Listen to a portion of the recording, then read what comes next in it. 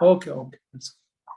Rahul and Sita also. Yeah, we as the speakers come, we can enable them. It's only 2 minutes though. Sure.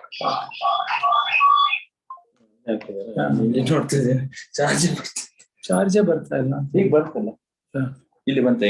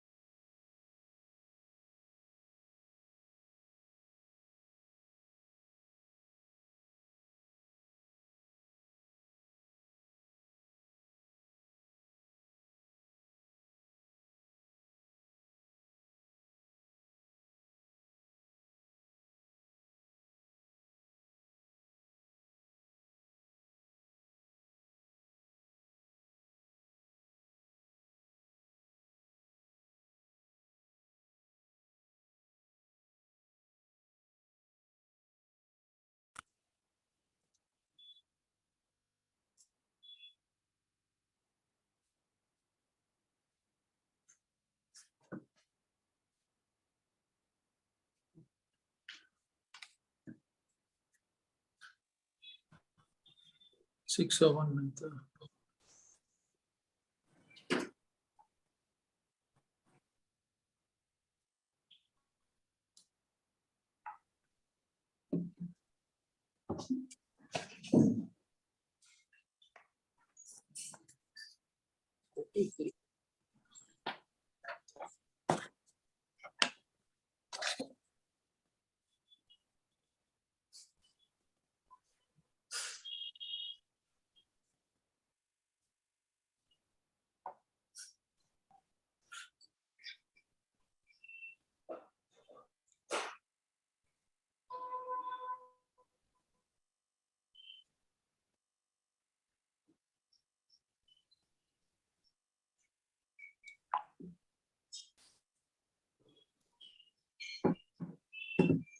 Do we start?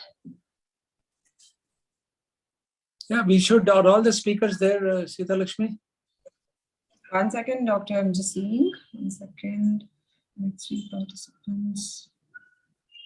Sita, please begin. He said, Yeah, I think, yes, everybody, because Kumar is here. Yes. Good evening, everyone.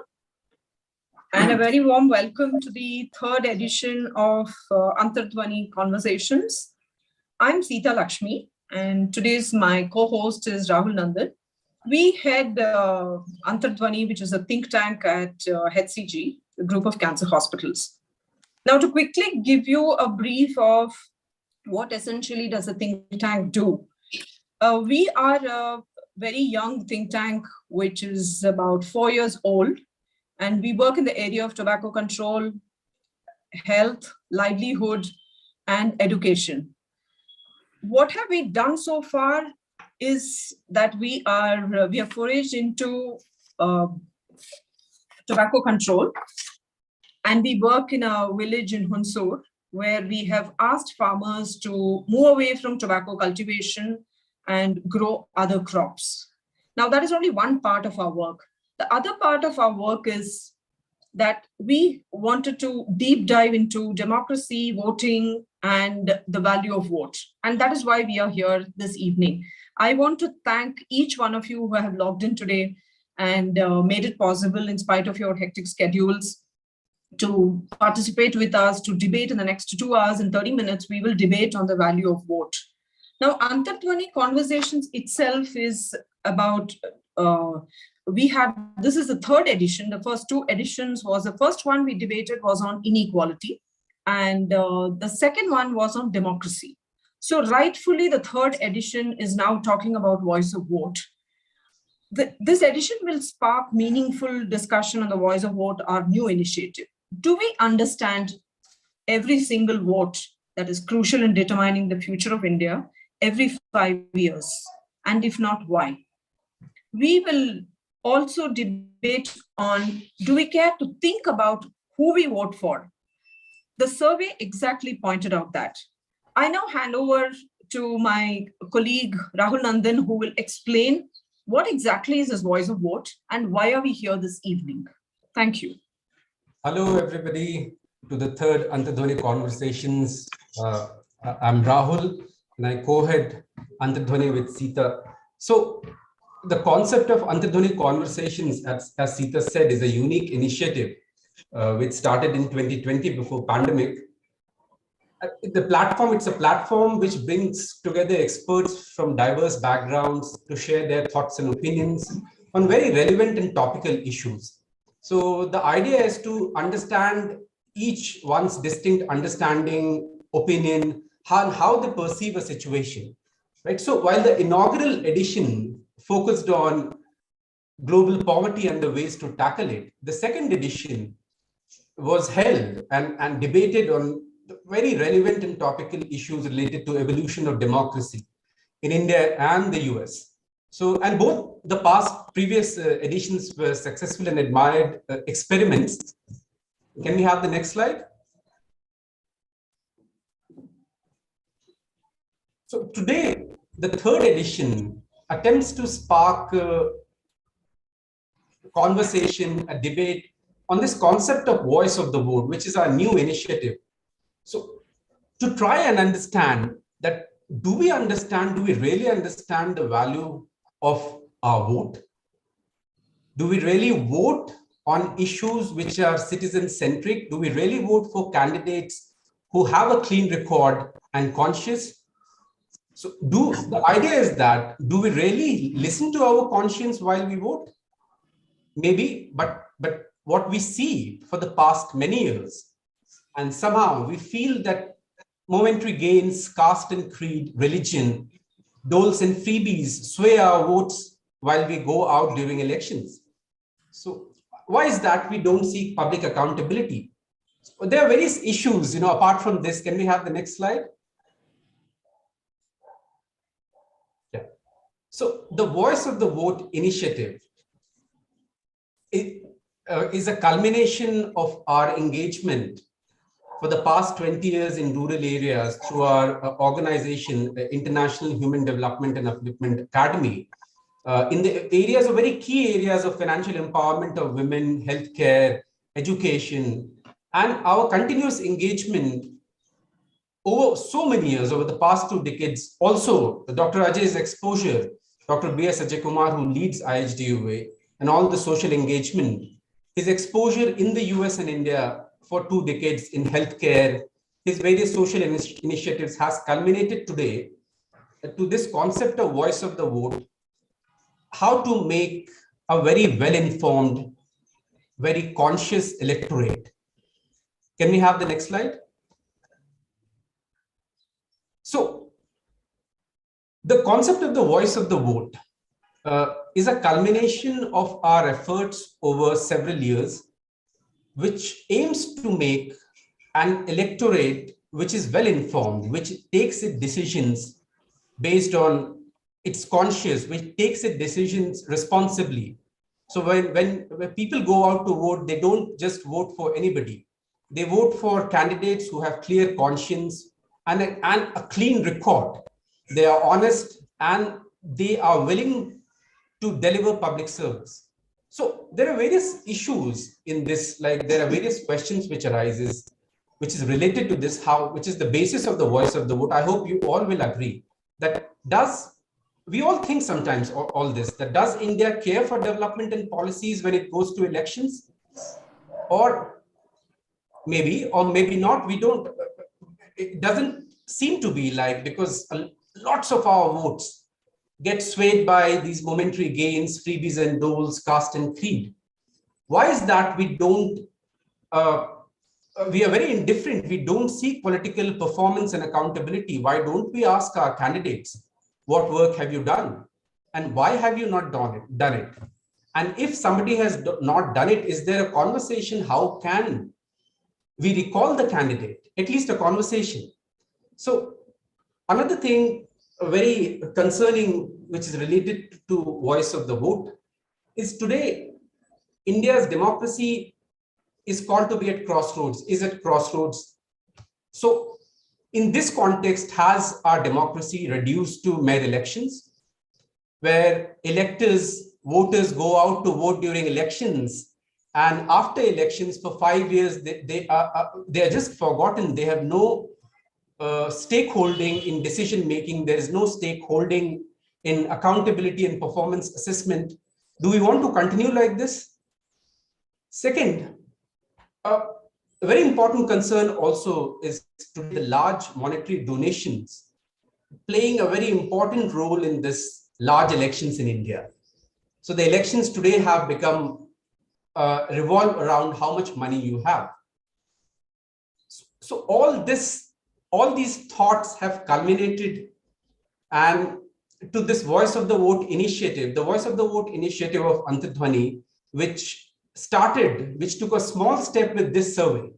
So the Voice of the Vote survey was conducted, a preliminary survey of 5,000 voters in Gundlupet, in Karnataka's Chamarajanagar district over 3 months, the last October to December 2021, to understand voting patterns of rural voters, to understand their issues, basis for voting for a party or a candidate. And I wish to walk you through the initial analysis results of this survey, which you may be knowing a few of them. We may relate to a few of them, but some of them are very startling. So the key findings of the survey, which I wish to show everybody who is here today, is we can all see that people do believe, a majority of people do believe that voting is an important exercise. A majority of people said that elected candidates did not meet their expectations and they won't re-elect them. So a majority of voters also said, which of course they do, but they said that they don't vote on the basis of caste, creed, or religion, or any immediate benefits. But we all know they do it.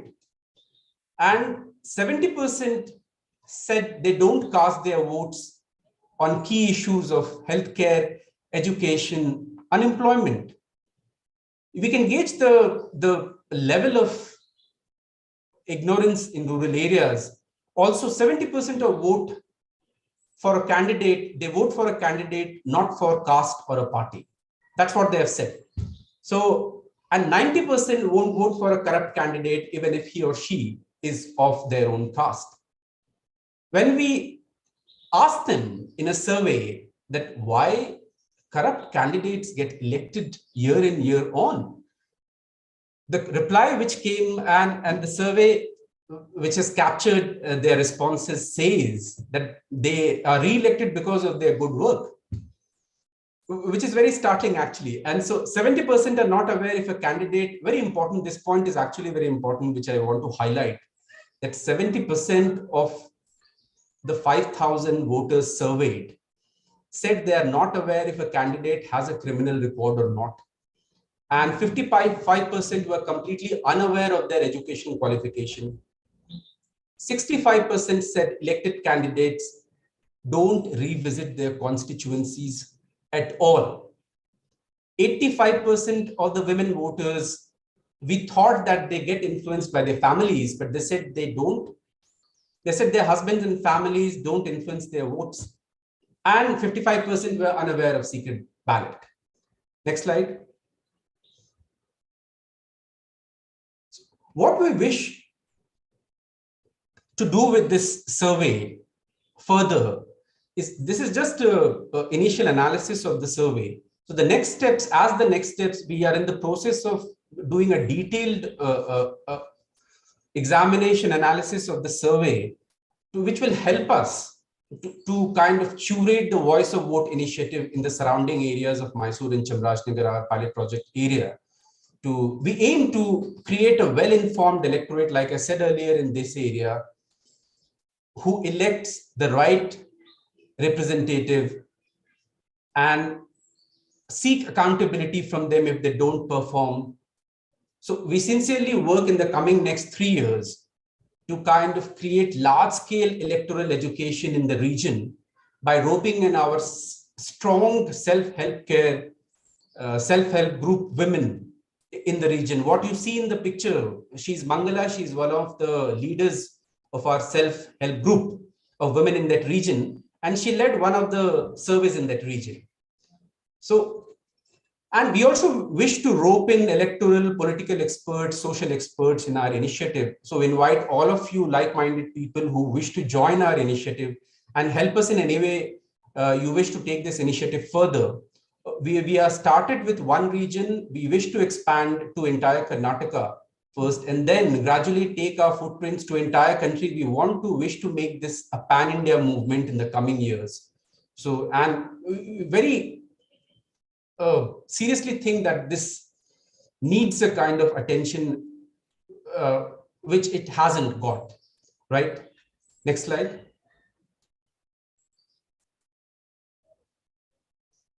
So just to walk you through how the Voice of the Vote survey done among a small group of voters, it's not 5,000, we don't consider in this, it is considerable, but not in India, we all accept, but that definitely reflects the pan-India or how India votes actually. That is a reflection of how our country votes. I wish to walk you through how India voted in the last elections, last parliamentary elections. Just a quick walk through some numbers. All of you will read that, you must be reading that 233 candidates in the last parliamentary elections, winners had criminal record. And that was a rise of 44% from the last parliamentary elections in 2009. And startling 159 candidates who won in 2019 had serious criminal cases against them, like rape, murder, attempt to murder, kidnapping, and a massive 109% rise from the previous parliamentary elections. So this is a reflection. Another point to note, we all think very educated states, we don't relate these statistics with very educated states, right? Like Kerala. So we can see Kerala, 90% of the winners in last parliamentary election had criminal record. Next slide. I also wish to take you through the financial background of winner candidates in the last elections. Like 475, a massive 475 crorepati winners in the last elections with around 21 crore of average assets. And quickly going through their educational background. So 24% of the winners were just, they were just between 5th pass, class 5th pass and 12th pass. Next slide.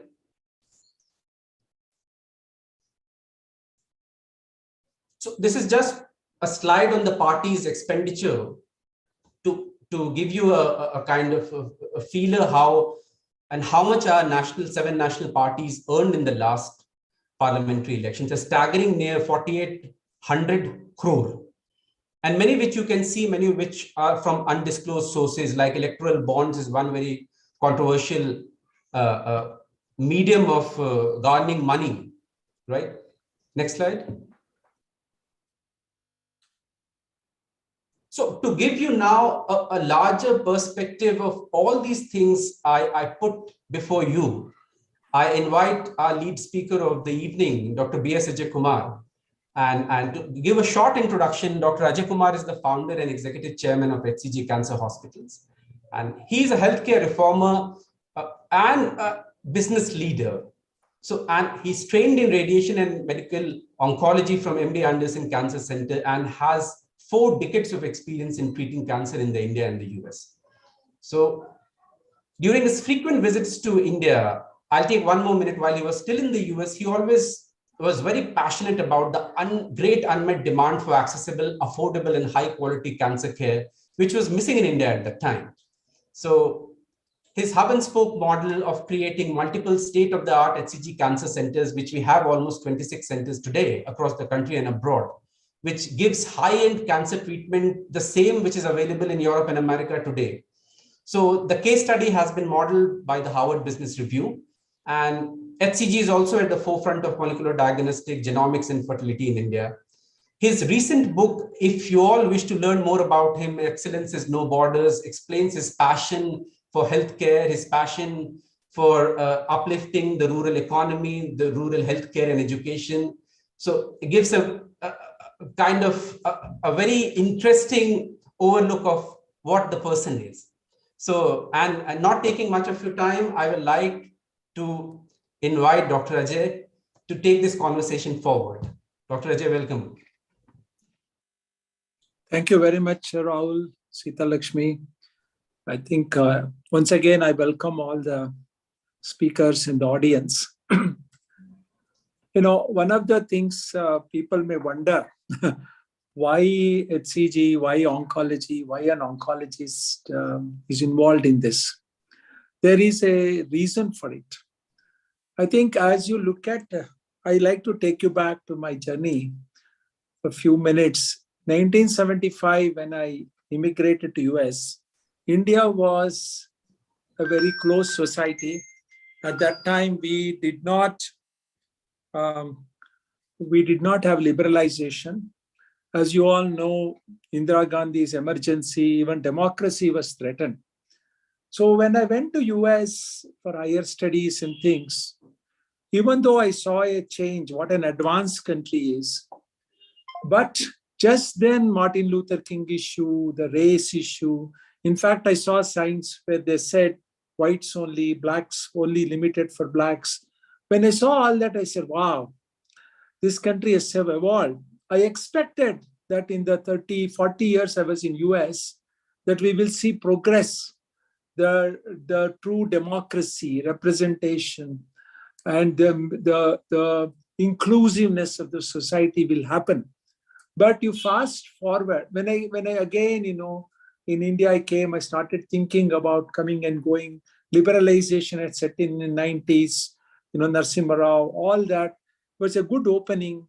But again, we were still considered poor country. We, of course, did not have famine. A world expected India to have famine in 70s, the Green Revolution.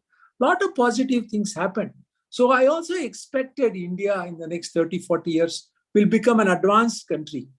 And we will all educated, whatever population, the human resources, population explosion, but at the same time, 1 billion plus population, highly educated, we will truly be the drivers. But when you fast forward to 2021, we see some disappointment. When you look at United States, where I go often in a lot of things, it has actually, in terms of inclusiveness, it's gone backwards. You all know what happened in the Trump era. Voter suppression even now happening. How blacks and minorities were treated. How even today police treat them. How even today black vote suppression is happening blatantly.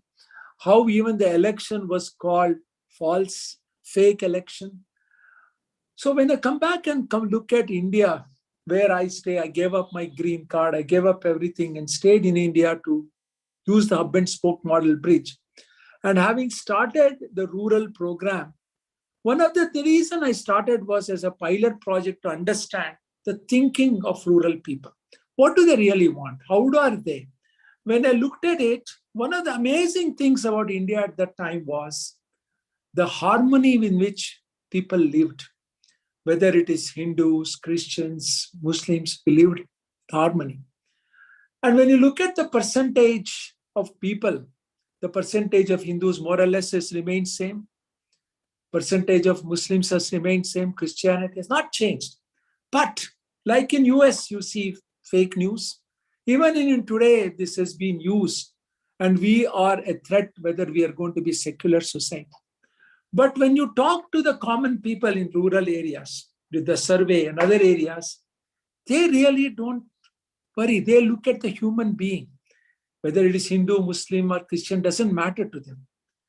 It is what the people who are in power are doing, creating division, bringing up. And you hear so many talks. World media is now saying India is threat, democracy is under threat, calling it autocracy. It is really wonder where are we headed in democracy. India, with pride, we looked at phenomenal, largest democracy in the world. Secular, appreciate all sections. Lot to do, of course. Good representation for all sections. So we get along. If you go to North Karnataka, whether it's Muslim or Hindu, there are Muslim scholars. There are Christian scholars of Hinduism. We all mix together. They speak only Kannada. A lot of them don't even know Urdu. So when this kind of society we have, the question comes, why is it being disturbed to gain their own power, to hold power? We have seen this happen in history, in various forms of history. You know that, I don't have to say where things have happened, authoritarian rules have come. So the question here is there a threat to this kind of democracy? Democracy comes in various forms. We all read it. You elect a representative and that's it, you are done. That is still considered a popular democracy. India is considered a festive democracy, where we have festival time of democracy. People go to vote. They do, like what Rahul showed some of the statistics. They may be educated or not, they vote. But, coming to my cancer, when I came to India and started looking at cancer, what did I want to do? Awareness of cancer. People said, we need to see it early stage. Let us create awareness. Let us create preventive measures of cancer. So we created a hub and spoke model across India, 25 centers, accessible, affordable. So when you start thinking about it as a doctor, when you do rural interviews, what do you want? Women working 18 hours, 150,000 women I interviewed with our team a few years ago before I started self-help group. Most of them were looking for economics. They used to tell me, why a doctor, why are you doing all this preventive medicine? For me, I want to make sure I get food on the table. Some of them, Rotary ladies came and looked at the Gundalpet area in 2005. I remember they said, this looks like being in 12th century. Kwashiorkor, malnutrition, dust, starvation.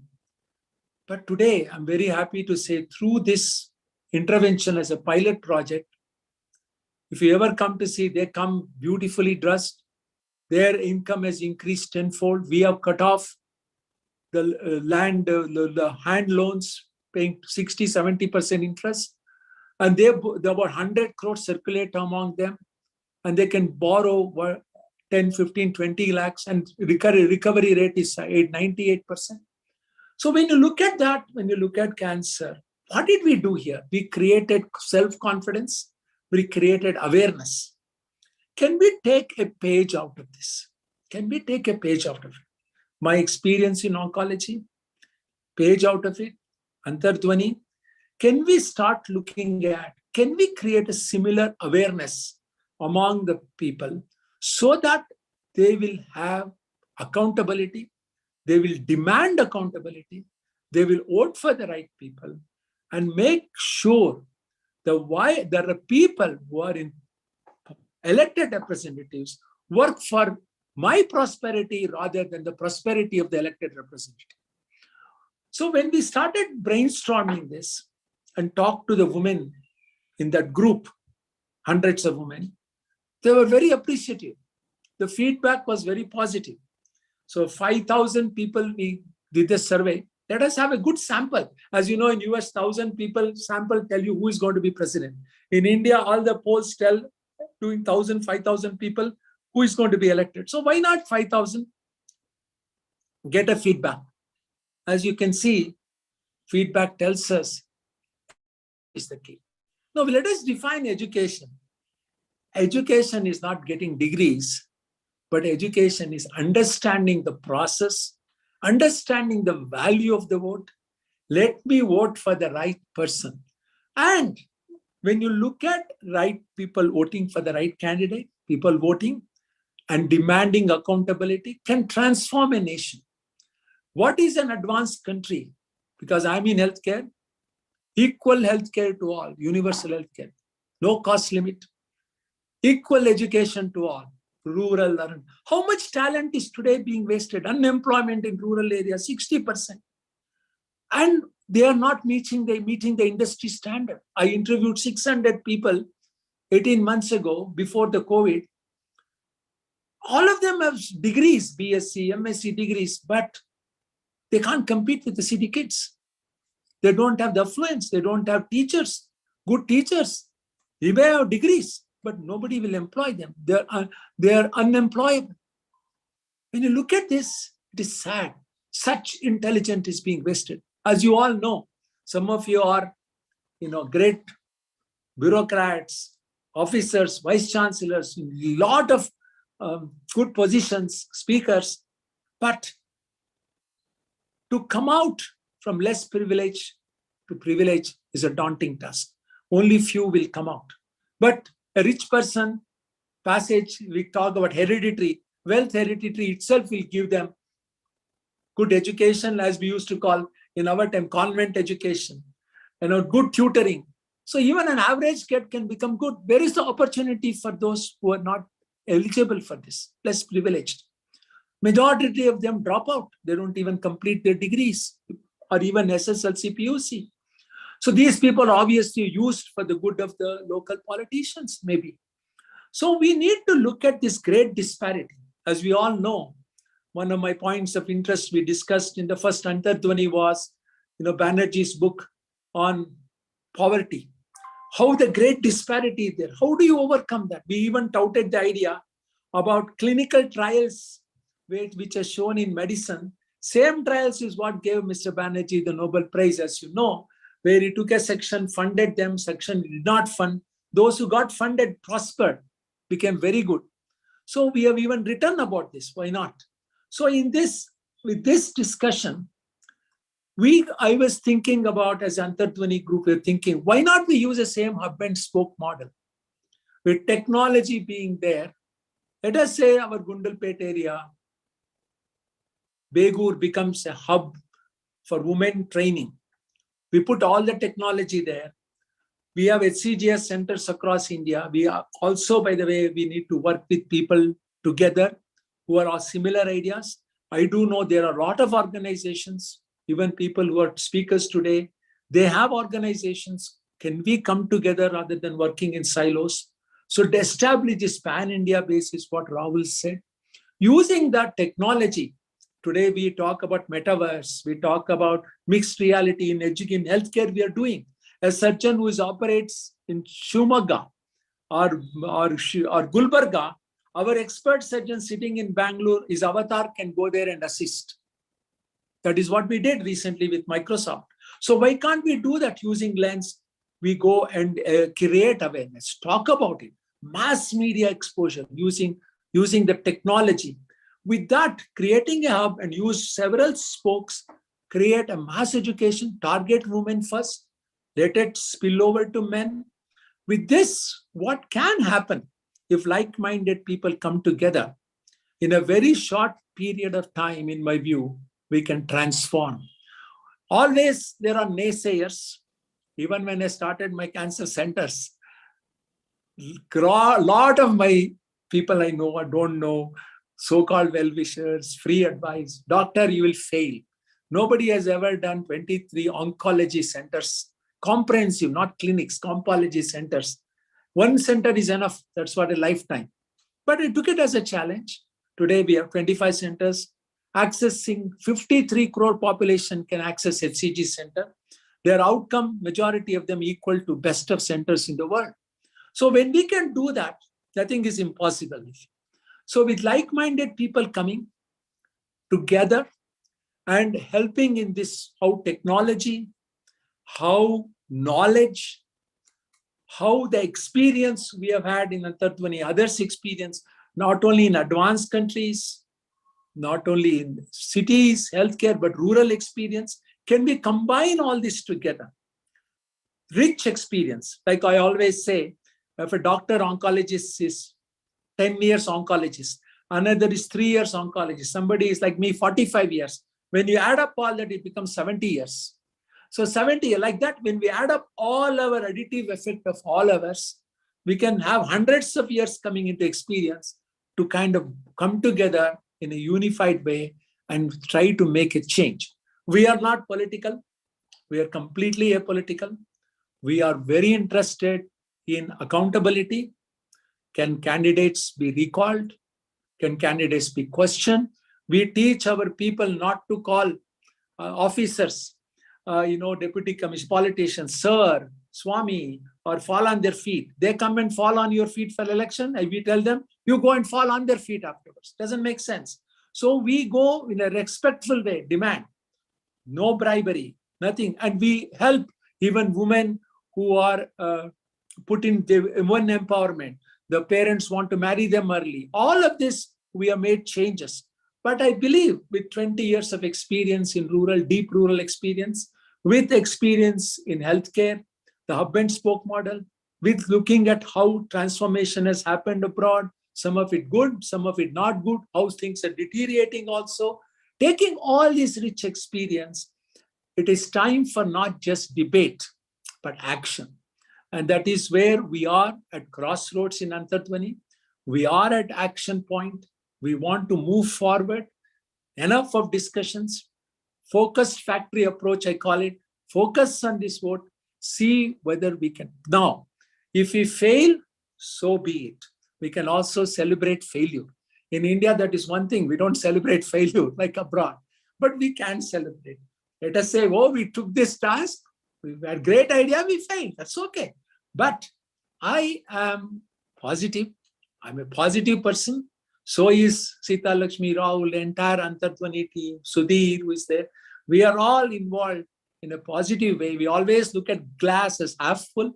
With this, we can brush aside the naysayers. We can learn from our mistakes if we do, but still the train should move on, and we have to see it is the path which is more important than the goal. Goal keeps moving. If somebody says 10 years from now, did you achieve your goal? I don't think we'll ever can say we achieved our goal. We can say, yeah, we are on the path of it. The path is more important than the goal. With these few words, I now really feel eager to hear all the speakers, the esteemed speakers of today, and hopefully during the conclusion, we can lay out a plan how we can do and have repeated conversations. It won't happen in one conversation to create this model, technology model, massive training centers across India, use technology, disseminate information, create awareness so they become intelligent voters, not educated, but intelligent. They know what it is. And with that, hopefully, we can shake a few things and bring about a change which is much needed on a sustainable model. There are countries, great democracy. Costa Rica, I went there, no army, and great educated, 98%. They all know. They elect great leaders, and you can see the prime minister walking with you in the park.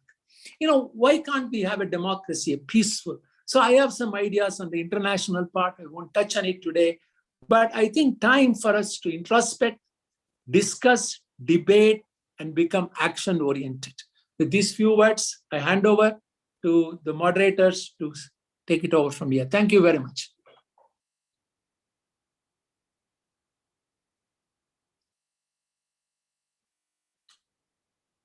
Rahul? Hello? Yes, Sita, you are not audible actually. Oh, okay. Am I audible now? Yeah. Okay. Thanks, Dr. Ajay, for that, for setting the tone for today evening's, talk. Now, I would like to invite the first speaker, Mr. Sandeep Shastri. Mr. Sandeep Shastri and me go back to the Times of India days when I was the chief reporter in Bangalore. And now, of course, Mr. Shastri has moved to Bhopal. And thank you, Mr. Shastri, for taking the time off. He is now the Vice Chancellor of the Jagran Lakeside University, Bhopal. He has over 40 years of teaching and research exposure in the fields of election studies, federalism, innovation in teaching, and survey-based research. I want to quickly tell you that how for every political comment that we required in the Times of India, we would just pick the phone and speak to Mr. Shastri, and he was too obliging to just tell us what exactly needs to be written about. So he's also a global consultant to the UNDP for its political party reform project in the Pacific Rim countries, World Bank for its governance project in Nepal, the Forum of Federations for its capacity building for democratization project in Myanmar, constitution making in South Sudan, and federalism in Sudan. He was formerly the Pro Vice Chancellor of Jain University in Bangalore and has about 13 books to his credit. Mr. Shastri is also on the executive committee of 2 key research committees of the International Political Science Association connected to the study of electoral systems and governance. And he is the national coordinator and founder member of Lokniti Network. Lokniti's core activity revolves around elections and conducting a series of public opinion studies on a range of issues.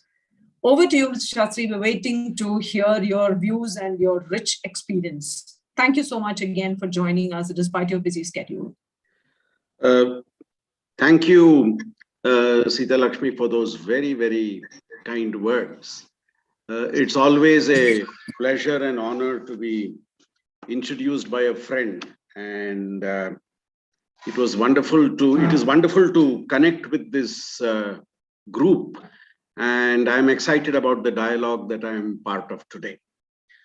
I feel truly honored and humbled to be in the presence of such stalwarts. My only claim to any presence here at this event is that I have been a student of politics for the last 40-45 years. And what all I'm going to say today, I'm going to dedicate to those 35,000 young people who in my 40 years of my career have allowed me to learn with them in their classroom. I don't have that sense that I have taught anybody, but these 35,000 young boys and girls have allowed me to learn with them in their classroom. And today what I say will be based upon what they have shared with me, they have taught me as part of this learning process. The voice of the vote, the intensity of the potential of a vote is what we are talking about today. And Bamiji in his chat has already warned us, we want solutions. We want you all to talk about what we can do in concrete terms to be able to make the voice of this vote truly heard. Friends, I would try to attempt to do that in the 20 minutes that I have. There are 4 or 5 issues that I'd like to focus on. I must compliment the group for the survey that they conducted, and that has been something I have been doing for the last 25 years as part of Lokniti. We have been doing surveys around major elections and also off election times to be able to gauge the mood of the voter and explain why voters behave the way they do. Let me start by raising 3-4 points to begin with. And some of them are dilemmas and contradictions to which I too do not have an answer. Point number 1. When in 1960s, my predecessor researchers asked this question to Indian voters, do you think your vote makes a difference? Approximately 38% said it makes a difference, which means 2/3 felt it does not make a difference. When we asked the same question in 2004, 69% of respondents said our vote makes a difference. And this number has been climbing with every year since 2004. So I think somewhere the Indian voter has become aware that her vote can make a difference in the way things are run. But let me come to a contradiction now.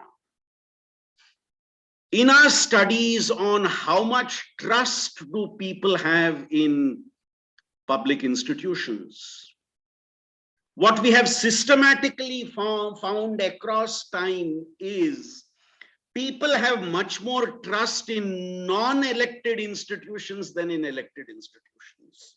Election Commission, great trust. Supreme Court, great trust. Institutions which are non-elected, great trust. And institutions which are elected, less trust. Is this because we trust more that which we see from a distance and are not close to, and have less trust in that which we engage with on a more regular basis? Is it that? Or, as one of my colleagues says, do we have the rise of the critical citizen who wants to hold to account the one that they elected? Now, this is a question to which I would seek a response from you all. Of course, I have my explanation for it, which I will discuss if the opportunity comes up. My point number 3 with regard to the voice of the vote. Consistently, we have found in India, who are the people who vote higher than the average voting, and who are the people who vote lower than the average voting?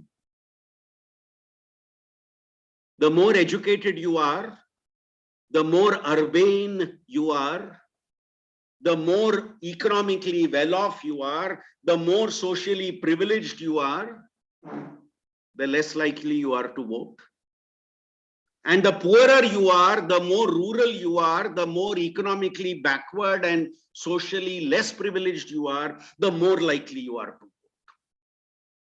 Which is a direct contradiction from Western democracies, where education, prosperity, and the like see higher voter turnout. And friends, I am not talking for one election. I am talking of a trend that is sustained over time. I am talking of a trend visible across time, which is the district in Karnataka which has lowest voter turnout in all elections to the Assembly and Lok Sabha since 1983.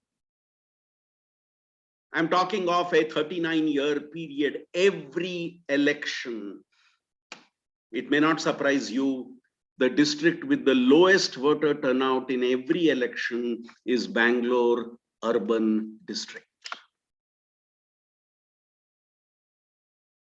What explains, Ajay Kumar sir and others talked about education and its impact, benefit of education, that our representatives do not have educational qualifications. I would make this distinction which Justice Krishna Iyer made between 4 types of Indians: educated aware, educated unaware, uneducated aware, and uneducated unaware. And Justice Krishna Iyer said the most dangerous category in this country is the educated unaware. Now, has, in this voice of our vote, has the thinking, educated, affluent sections of our society abandoned their responsibilities, is my question, friends. Has their attitude been, I love democracy, but I hate this politics? Pray, how can you have your love for democracy by hating politics? Are they two different creations and creatures? And I'll draw 2 examples to explain my point. Example number 1, and I won't take the name of the place, 1996 elections. We had a polling booth in Bangalore which registered 8% voting, 0.8. When we looked at the profile of that polling booth, it was among the more educated sections of Bangalore. So what did my students and I do? A few days after voting, when this data came out, we decided to go into that area and interview people. We did a house-to-house interview. And as soon as people knew what we are coming for, they put their hands behind their back so that we could not see whether the mark was there or not. But when people realized they were students, they were opening up, and we asked them, did you vote? No, we didn't vote. Why did you not vote? Everybody is corrupt here, so why should we vote? Why should we waste our time voting? Everybody is corrupt. And then my students asked them, yes, everybody is corrupt, but who were the candidates in your constituency? I don't know who the candidates in my constituency were, but all are corrupt.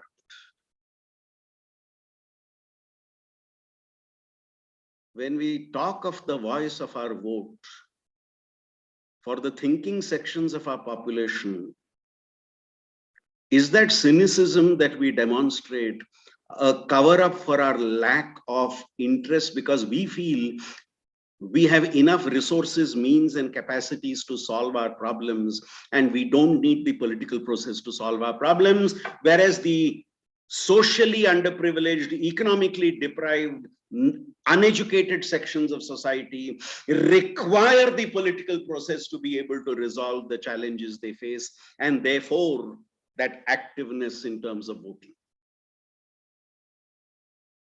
Vami Shenoy ji will remember 2019 elections. Bangalore voted on a day between holidays. We had a series of holidays, and in between the holidays was voting day for Bangalore. We did an exercise on the day before the start of the holidays, and in between those holidays was the voting day. We did an exercise on the day before the holidays. Some of my students did interviews at Bangalore airport. Some of my students did interviews in Bangalore railway station. And some of my students did interviews in Bangalore bus stand. What did we see in railway stations? Families coming to the airport, and very clearly the way they looked was that they were going on a holiday. We asked these families, you are on a holiday? Yes, we are on a holiday. Are you not going to vote? Oh, no. We are using this entire vacation to go and have a holiday. We went to the bus stand. And I went to the unreserved, I myself went there. I went to the unreserved segment of the buses. And I asked people sitting in the bus, where are you going? I'm going back home to Bijapur. I'm going back home to Gulbarga. I'm going back home to Koppala. Why? We've managed to get a few days of holidays. And my voting is in Gulbarga, Bijapur, Koppala. So I'm going back to vote. I'm going back to vote. And there was a clear difference between the reserved and unreserved compartments in the railway station. The reserved seats all going for a holiday, unreserved seats finding a place to go back and vote in your place where you are registered. So and remember the big campaign we did in Bangalore last time to increase BBMP voting, and what was the result of that massive campaign? Yes, the voice of the vote is critical. But I think are we somewhere missing, as Ajay Kumar sir would say in his medical language, are we mistaking a symptom for the disease? Are we focusing on the nub of the problem, which for me is the thinking, active, educated, well-off, privileged sections of our society not exercising their right to vote because they believe there is no benefit from me from this process. A holiday is better. watching television is better. And I think if we focus on sensitizing this segment of the population, our solution would be there. Let me take another few minutes to highlight 2-3 points which I would like to make at this stage. Reference was made to freebies in an election. Western commentators always try to tell us we are a patronage democracy. But my counter question is, are we understanding the reality of the expectation that those who go out to vote have of the candidate? You did a wonderful survey in Gundlupet. In 2014, when we did a survey of ours, we asked a question which did not have an easy answer. We asked people a question. Would you prefer an elected representative who is honest yet ineffective? Or would you prefer an elected representative who is dishonest but quite effective? Now, it would be a no-brainer if we ask people, would you want somebody who is honest and effective, or would you want somebody dishonest and ineffective? So we made it consciously a tough choice, which people had to think. Do you want somebody honest and ineffective, or do you want somebody dishonest and effective? And I was worried by the result. The two responses got more or less an equal response. The two responses got a more or less equal response. Now, friends, the larger question I'm asking is, what has happened to the commitment to democracy, the participation in democracy? Now, it's wonderful to be, Navinji, critical of our politicians, that they are corrupt, they are ineffective. But Navinji, my question is, who does the politician mirror? Is the politician a strange creature that we have in society, or is it a microcosm of what we have in society? Again, are we mistaking a symptom for a disease? The politician is a wonderful whipping horse to blame for everything that goes wrong. But where does this politician come from? Does he or she not reflect the reality? Is it not? Are we not holding a mirror of society to ourselves? And I think this is a very, very, very, very uncomfortable question that we need to ask ourselves.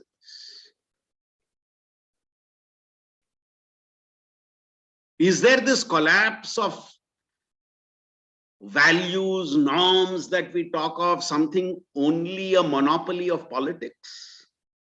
I sometimes wonder, if we have more dishonest politicians, we have more dishonest lawyers, we have more dishonest, and sorry to say, Ajay Kumar ji, you are a noble exception. We have more dishonest doctors, we have more dishonest bureaucrats, we have more dishonest teachers, and we have more dishonest students. I would include everybody.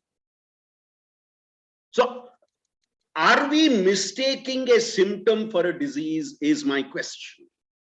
And if we have to give strength to the voice of our vote, I would believe we have to address fundamental questions. I'm coming to the end of my time as was given to me in the program schedule. But before I end, I would like to leave you all again with one data point I wanted to share. I call this the funnel of true democracy.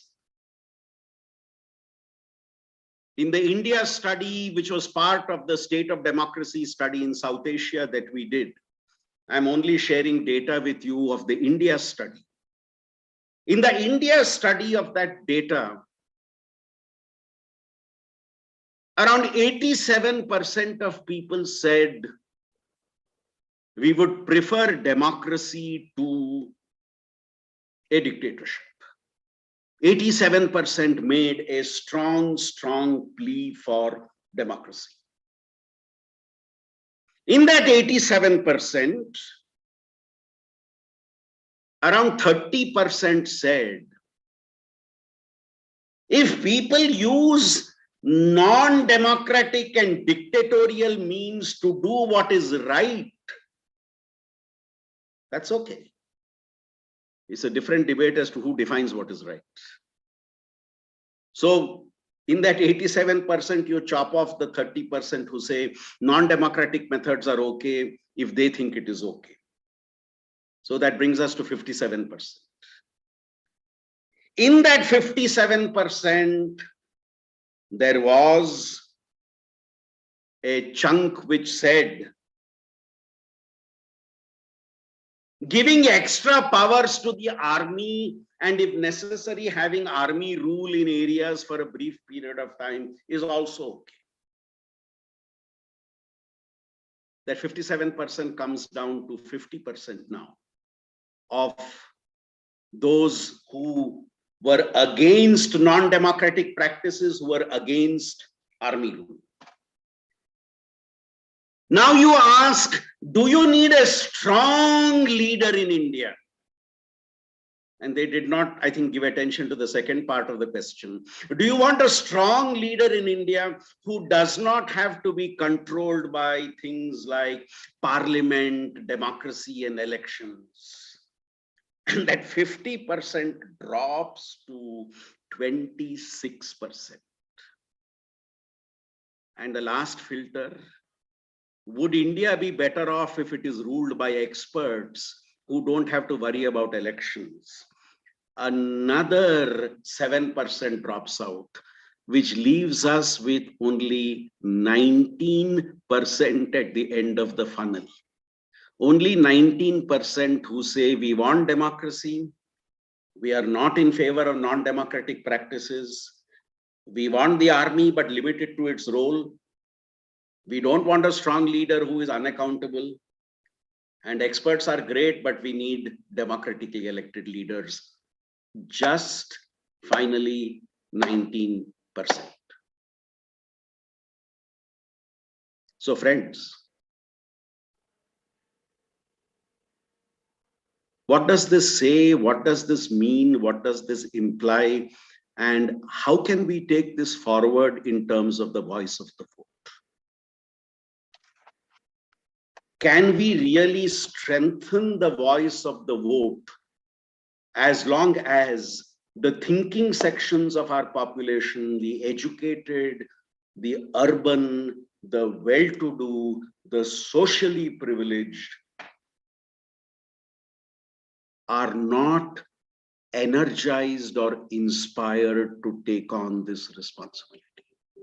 I would leave you with that thought and thank you for this opportunity for sharing this platform with all of you. Thank you, Mr. Shastri. I think, sir, you have raised, I'm thankful to you, and all of us, I hope, listen to you with so keen attention. You have raised a very important point of educated unaware in the country, an entire differently gamut in the discussion you have brought, and low urban voter turnout, which is a cause of serious concern in India.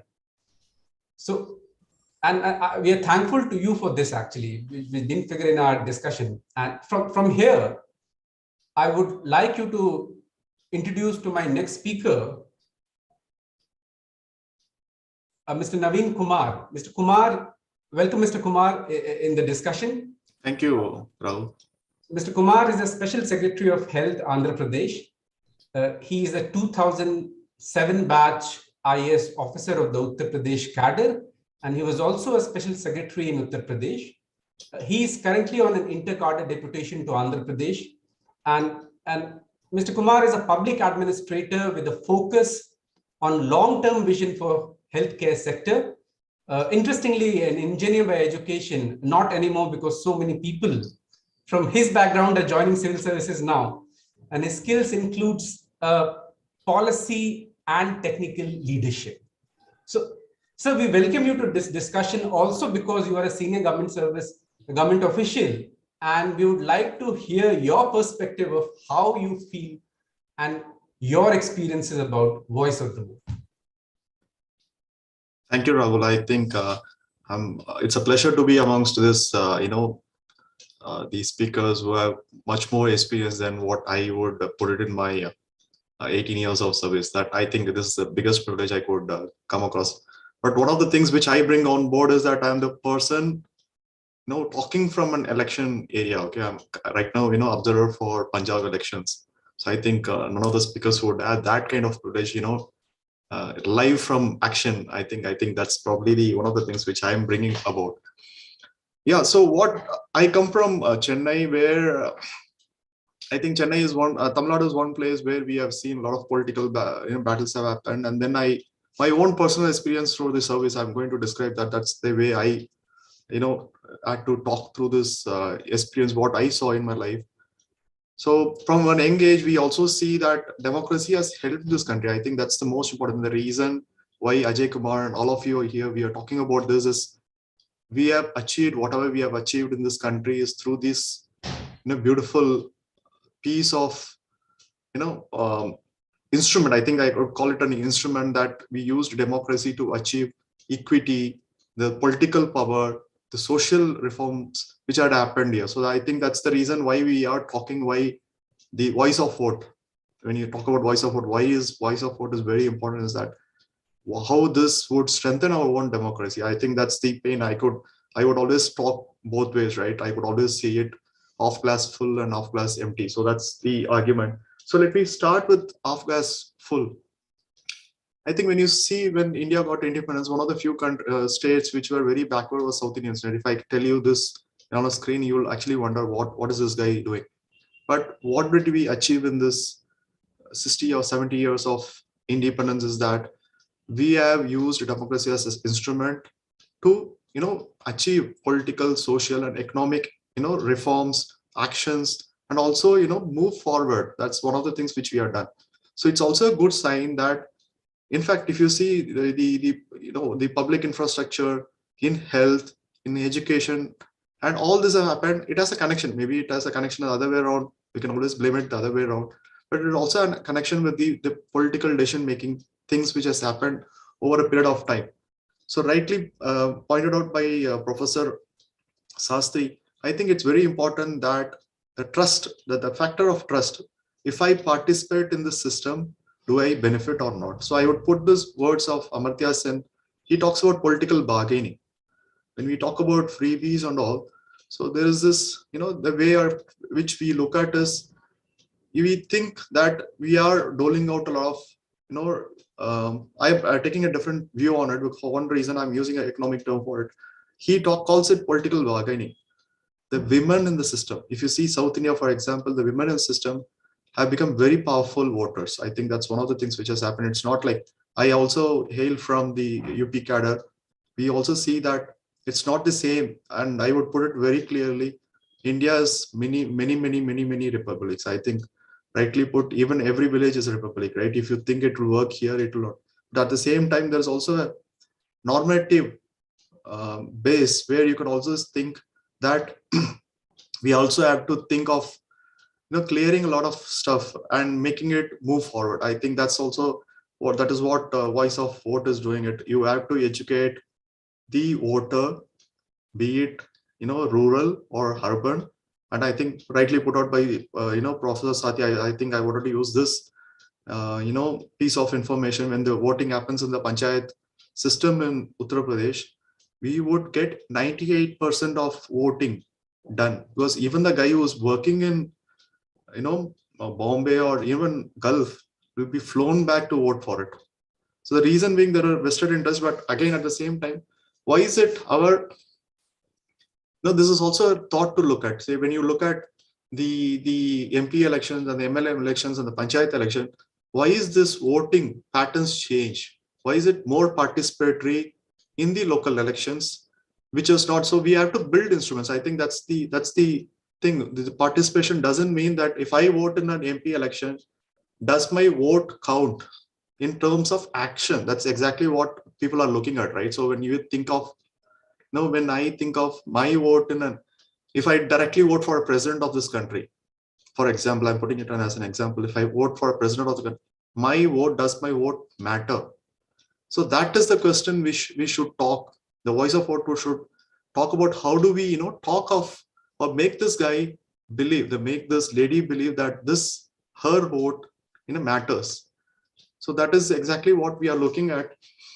So my experience has been that, in fact, Dr. Ajay was talking about the self-help groups.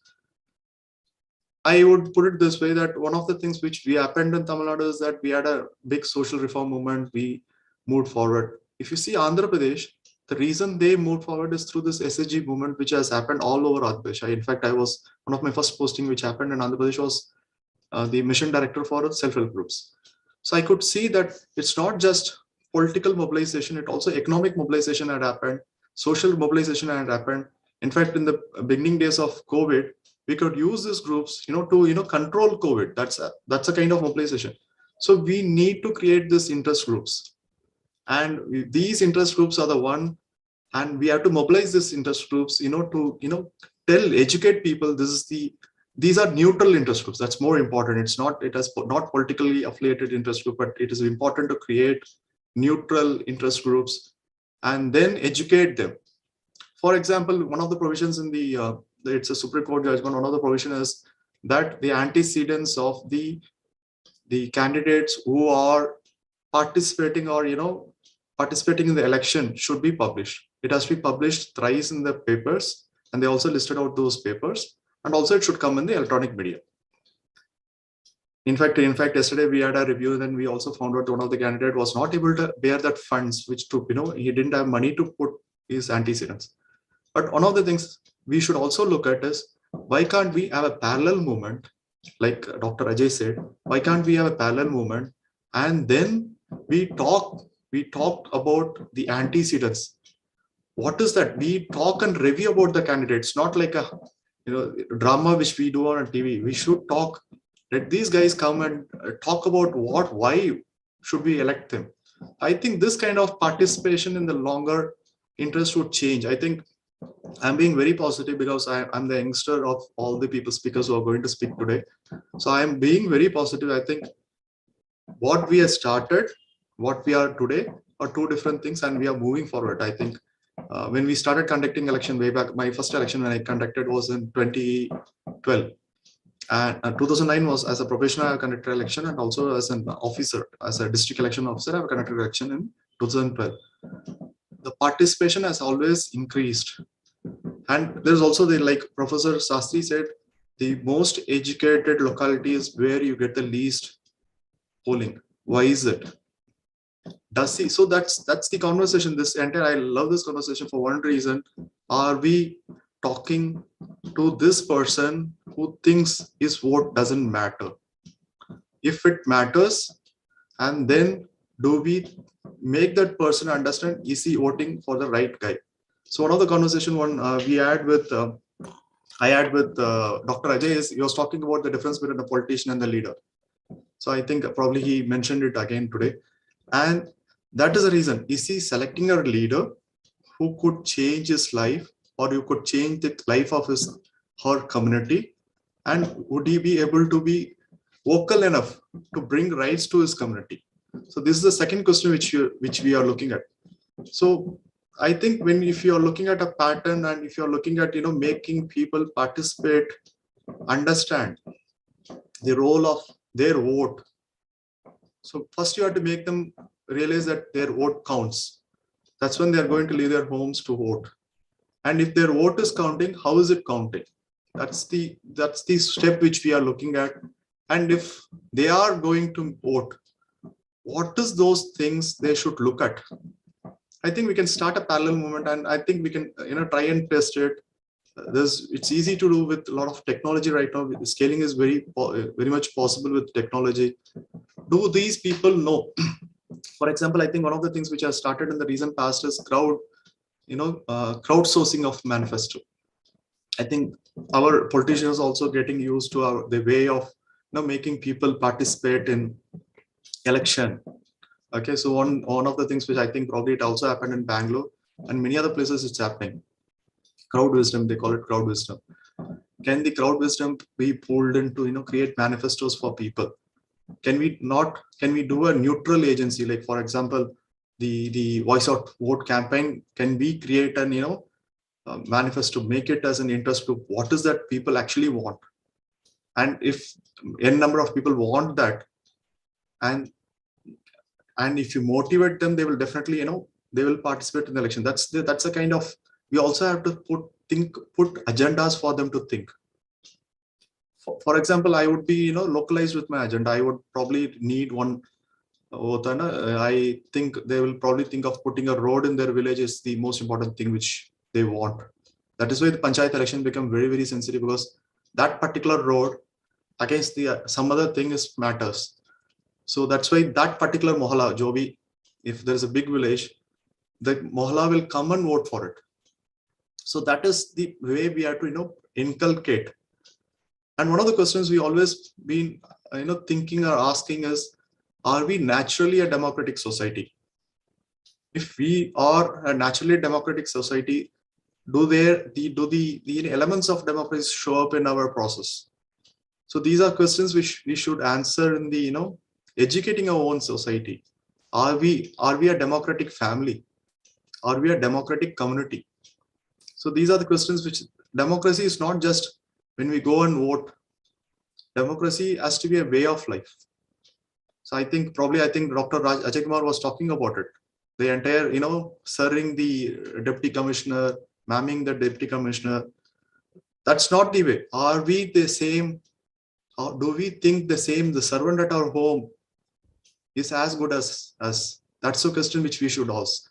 So it also needs a lot of cultural churning. I think that's one of the things which we should do in the longer run, that we should also churn out our ideas, the society, to build, to respect each other. I think that's where our own value for democracy would increase. Democracy is not just you go and vote for it, do we select right leaders? It's not that. Also, it's also important that the entire basis of why we are doing it, the person should understand why we are doing it. Does it matter? I think that's the most important question we are trying to answer in this entire talk which we are doing for the next 1 hour or so. So I think this is something which we should look at in the longer run. So we should, exactly, I think somebody is saying we should stop criticizing the elected lead. We are responsible for it. And do we have the right to criticize them? We have this tendency to sit in an armchair and talk about things and then move forward. Okay, it's as if nothing has happened. Okay, so when I was preparing for civil services, this is one of the things which I would do it, telling this should happen, that should happen, these guys are bad, those guys are bad. When you come there's also a system. Like, I think if you see the educated people, I'm not blaming the educated people, it's lack of information. I think I would call it, are we politically educated? Do our systems, we have a schooling system, does that fellow I don't think many of the speakers, attendees in this, participants in this entire program would know what the officer does, right? So if you talk to your own colleague, they will be asking, what do you do as a career? Okay, so I have to tell them this, I do this one, I do this stuff. And also that's one of the things which, are we politically aware as a person? I'm one of the leading doctors, I'm one of the leading IT guys in the system. Do I know how an MLA operate? Do I know what MLA has as a fund? How does he decide? Do I know what does he talk in the assembly? The participation doesn't mean that we have elected and sent him. Do I know that that person is talking for me? Or do I know that that person is involved in policy making for me? Does that person visit his office? These are the questions which we should ask. It's not like a one once in a 5 years affair. We should be doing it on a daily basis. So I think when Dr. Ajay was talking about action, these are the 3 points which I was thinking that we should, I think, primarily focus on. One is that are we able to get that person out from his house or her house to vote? And if that person is coming out of his or her house, is it possible for that person, to select the right guy? And if you have selected the right guy, are we keeping a tab on him? I think these are the 3 important things which we should talk about. Exactly. I think we should talk about the democratic process in the long run. I think that's the most important thing I would leave here from here. Because I have requested Sita ma'am, because I wanted to drop out also, but I think this is very critical. I think it makes a lot of sense that I've been talking from the election scene, and for a younger generation, I think most of the participants who are listening to this conversation are from the younger generation. We should not lose hope. If I am being politically aware, I will educate at least a person, and this chain of educating and creating this awareness should go on, and that's when we as a country, I'm very sure we as a country would lead and become the greatest only because of democracy. With this word, I close my comments.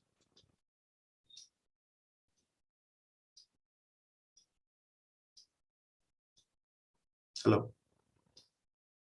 Rahulji. Yes, just a second. Unmute yourself, Sita, Yeah, I'm sorry. Yeah. So thank you, Mr. Kumar, for having joined us from ground zero. I think the UP elections are so critical and much talked about now, like no other state, they talk. Our next speaker is Tara Krishnaswamy. Again, Tara is one of those prolific persons that I know who has been associated with many things. She was an activist, and now she is just plunged into, political empowerment for women. To quickly give you a brief, Tara is firstly a director software development at Oracle Corporation and a prominent Bangalore-based citizen activist. She's the co-founder of Citizens for Bengaluru, a grassroots people's movement with landmark campaigns on steel flyover Veda against a proposed steel flyover in Bangalore. Tara and me go back to, again, the Times days when we jointly fought. I used the newspaper and she used all her might to get all these corrupt politicians out of getting these projects for Bangalore. So Tara has moved on. I have also moved on from journalism, but Tara is doing a fabulous job. When I connected with her and asked her if she'll be a part of this, she readily agreed. And she also co-founded Shakti, which is a pan-India citizens pressure group working for increased women's representation in politics and state assemblies and parliament. She is on the advisory board of the Indian School of Democracy in New Delhi, which is started by a couple of people from the Teach India fellows, and doing, again, a fabulous job. On the policy front, Tara has worked on Lokpal amendments and the Justice Verma committees for rape law amendments and presented to multiple Rajya Sabha standing committees. Tara is, again, like I said earlier, author of an essay, Her Right to Equality, and she's a TEDx speaker. Many more things, Tara. I think, once again, Tara, thank you for joining us. She, again, is in UP now, another person who is joining us from ground zero for the elections. Thank you, Tara, and over to you to listen to all your experiences.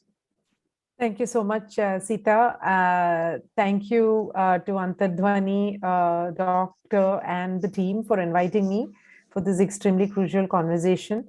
Talking about elections and voting and politics, I find it an extraordinarily interesting exercise. It is something I'm passionate about and I love to do. I think when the good doctor spoke, he said, you are entirely apolitical. I will say the opposite. I don't belong to any political party and don't plan to contest elections, but I'm entirely political. What I'm not is partisan, but I'm very, very political in the work that I do. I believe everybody should be political, and I believe that is part of the answer to the problem that has been outlined through your survey, and that's fairly well known, to some of us here. I'd like to share my screen and make a few comments, and then we can see where that leads us.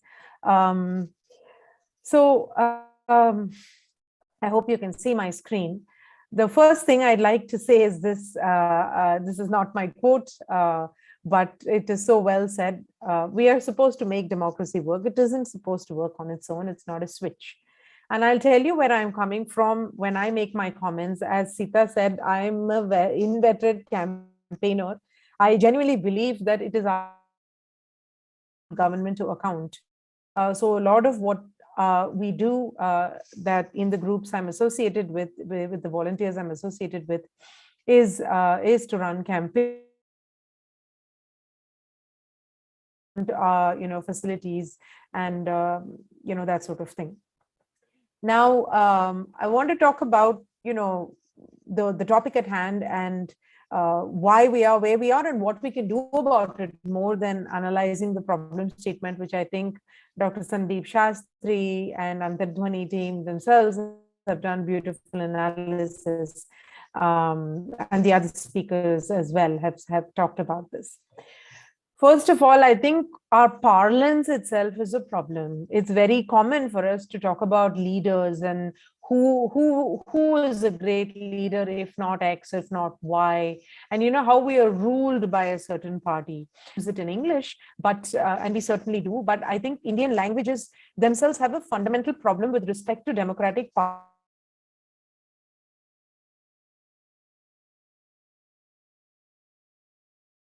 About it once. I wrote an article about this.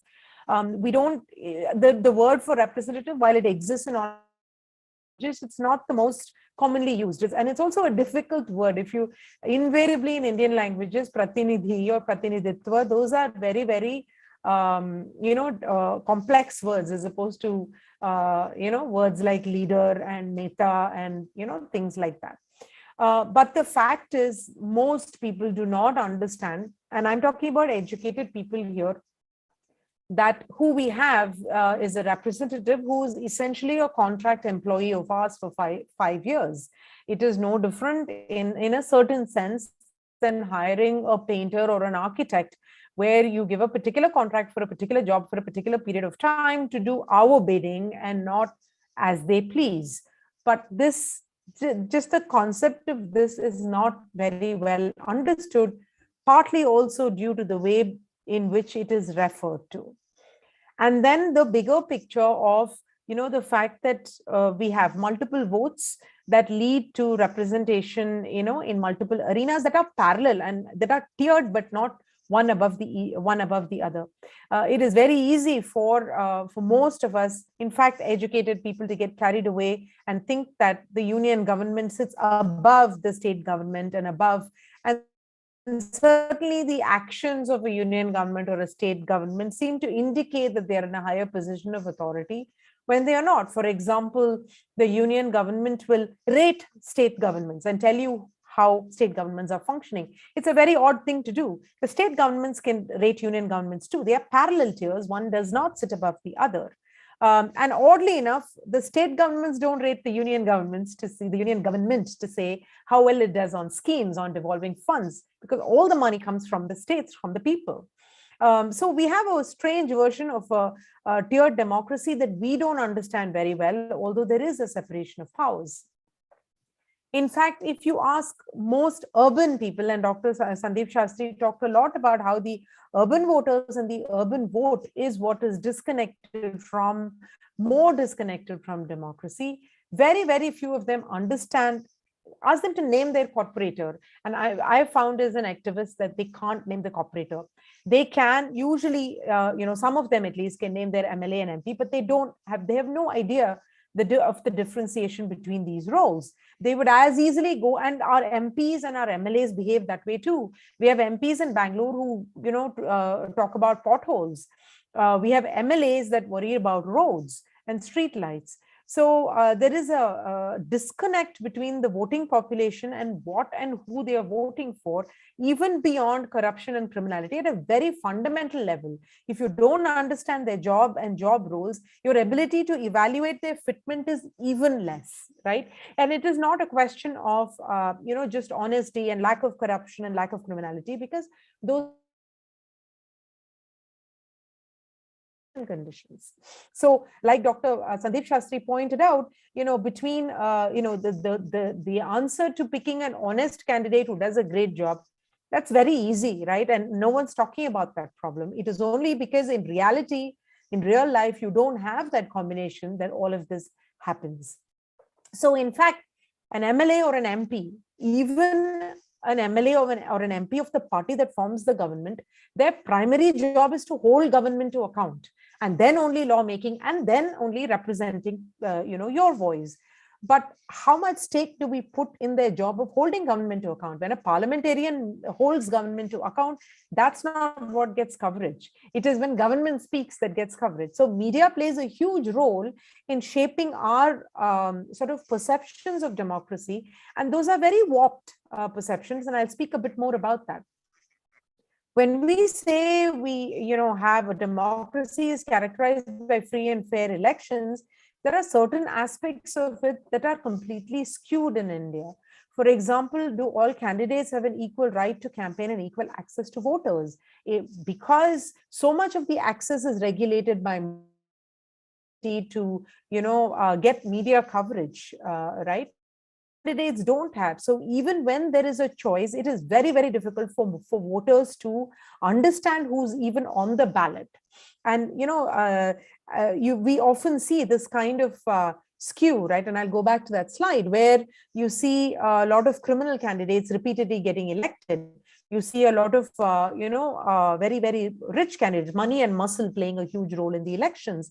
And there was even a comment from an earlier speaker who said, well, who are these people? Isn't it a reflection of society? It is true in a sense, it is a reflection of society, but it is also true that this percentage of us do not have criminal cases against us. This percentage of India is not filled with, rich people. We do have a disproportionate sort of leaning towards criminality and a leaning towards money power in the parliament. So why is that the case? There's been some studies that are done that show it is not that we have dubious ethics. Perhaps we do as a society, but it is also true that in a lot of places, the people who are best known are people with the money and muscle power. These are the ones that can afford to make the posters, make the hoardings. So if you throw a stone that, when you hit an average citizen on the road, and ask the person who's the chief minister of Uttarakhand or who's the chief minister of Himachal Pradesh, he or she may not know, not because they are saints or not saints, but they are very likely to know who's the chief minister of Uttar Pradesh. He or she who has money is going to dominate the news, is going to dominate the public perception. And money and criminality are closely linked in India. Criminals tend to have much more money, especially if they're in politics. So it is not as much that people want to vote criminals as they don't watch the news as much. If you look at the way media creates news, a lot of the news doesn't cater to half the population at all. Most women don't watch political news. It's not because they're not interested in politics. It is because it's so poorly stated for them. News has to cater to the audience. Audience can't cater to the news. We know for a fact, because we work with women in politics, that most women do not open, your Dainik Bhaskar or your Times of India and read the political page. They don't do it because it simply doesn't cater to their format in which they want to receive news. Similarly, you have unreliable and biased information to voters. If you look at advanced democracies, there are a lot of groups, not-for-profit governmental groups, who've made it their sort of mandate to make sure that between when elections are declared and candidates are declared and it's polling day, that as much information, equivalent information, is available about everyone on the ballot. What ADR, the Association for Democratic Reform, is doing with respect to candidate affidavits, right?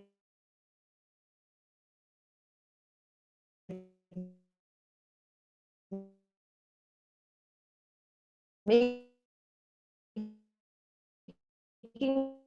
sure that who are the candidates? If there are 70 contestants in a particular constituency, their background, how they have voted on each of these issues, all of this is made available. For this to actually work, you need to have the election commission also working in tandem, making sure the nomination happens well ahead of time, not just 2, 3, 4 weeks before the election, making sure that, much more information is available about the candidates to everybody, so groups that want to aggregate and compile this can compile. And of course, on the government side, we need to make sure the voting history of candidates, how did they vote on specific issues? And then that comes to the concomitant issue of the fact that in our country, we issue whips, right? We MLAs aren't free to vote the way they want to vote. Parties issue whips. There's the voice vote, right? So we don't record how people vote. So there is a dearth of information on the one hand. On the other hand, the information is not shared through media, through other organizations, in a manner in which it is easily consumable and reaches every last rural voter in the queue, so to speak. So between all that, we end up with not knowing the candidates necessarily, not even knowing how they were selected. Now, that is a very opaque thing as well. In many, many countries, you have primaries and people can vote. And in fact, even constituents can vote to select the candidates who are going to stand for election. Whereas for us, it's a completely opaque process. So naturally, we end up with a very skewed parliament, not just skewed towards criminality and money.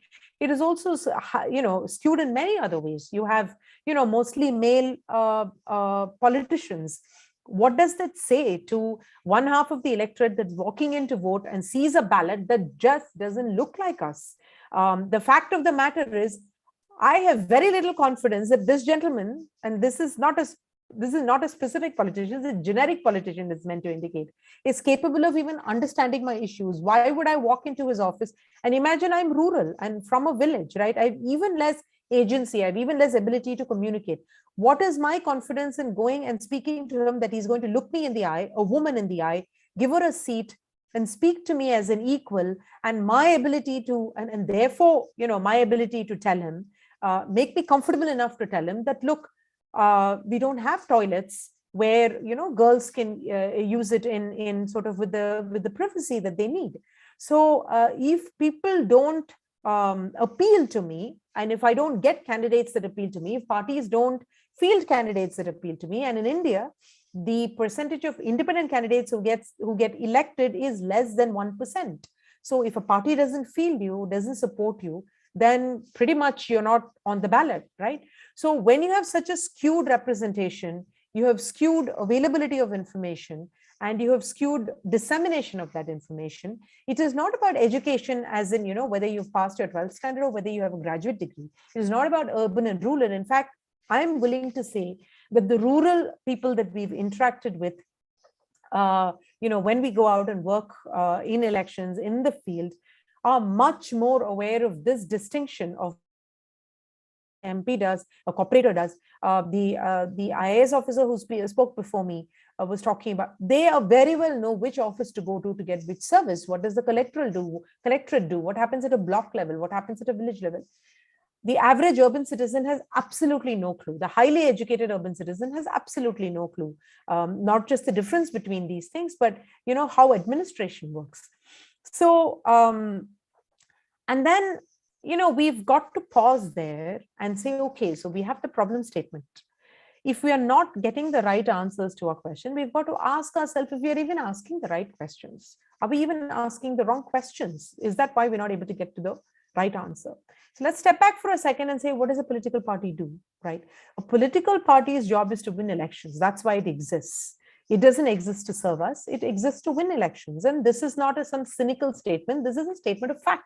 This is the written description of a political party. This is the job of a political party.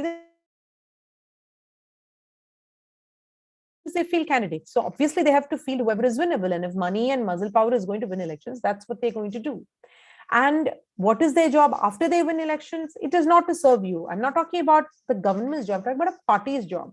The party's job is to introduce policies and programs. The party that runs the government, their job is to advance their own goals, right? So if my goal as a certain party is to advance communism, that's what I'm going to do. If my goal as a party is to advance Hindutva, that's what I'm going to do, right? That's what parties do.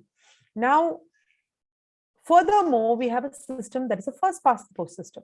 Worldwide, it is established that in a proportional representation system, the quality of democracy, the quality of candidacy, the quality of services delivered, everything is better because everybody feels everybody feels more that they're capable of getting better representation, because my kind, if they get 10% of the vote, are eligible for 10% of the seats.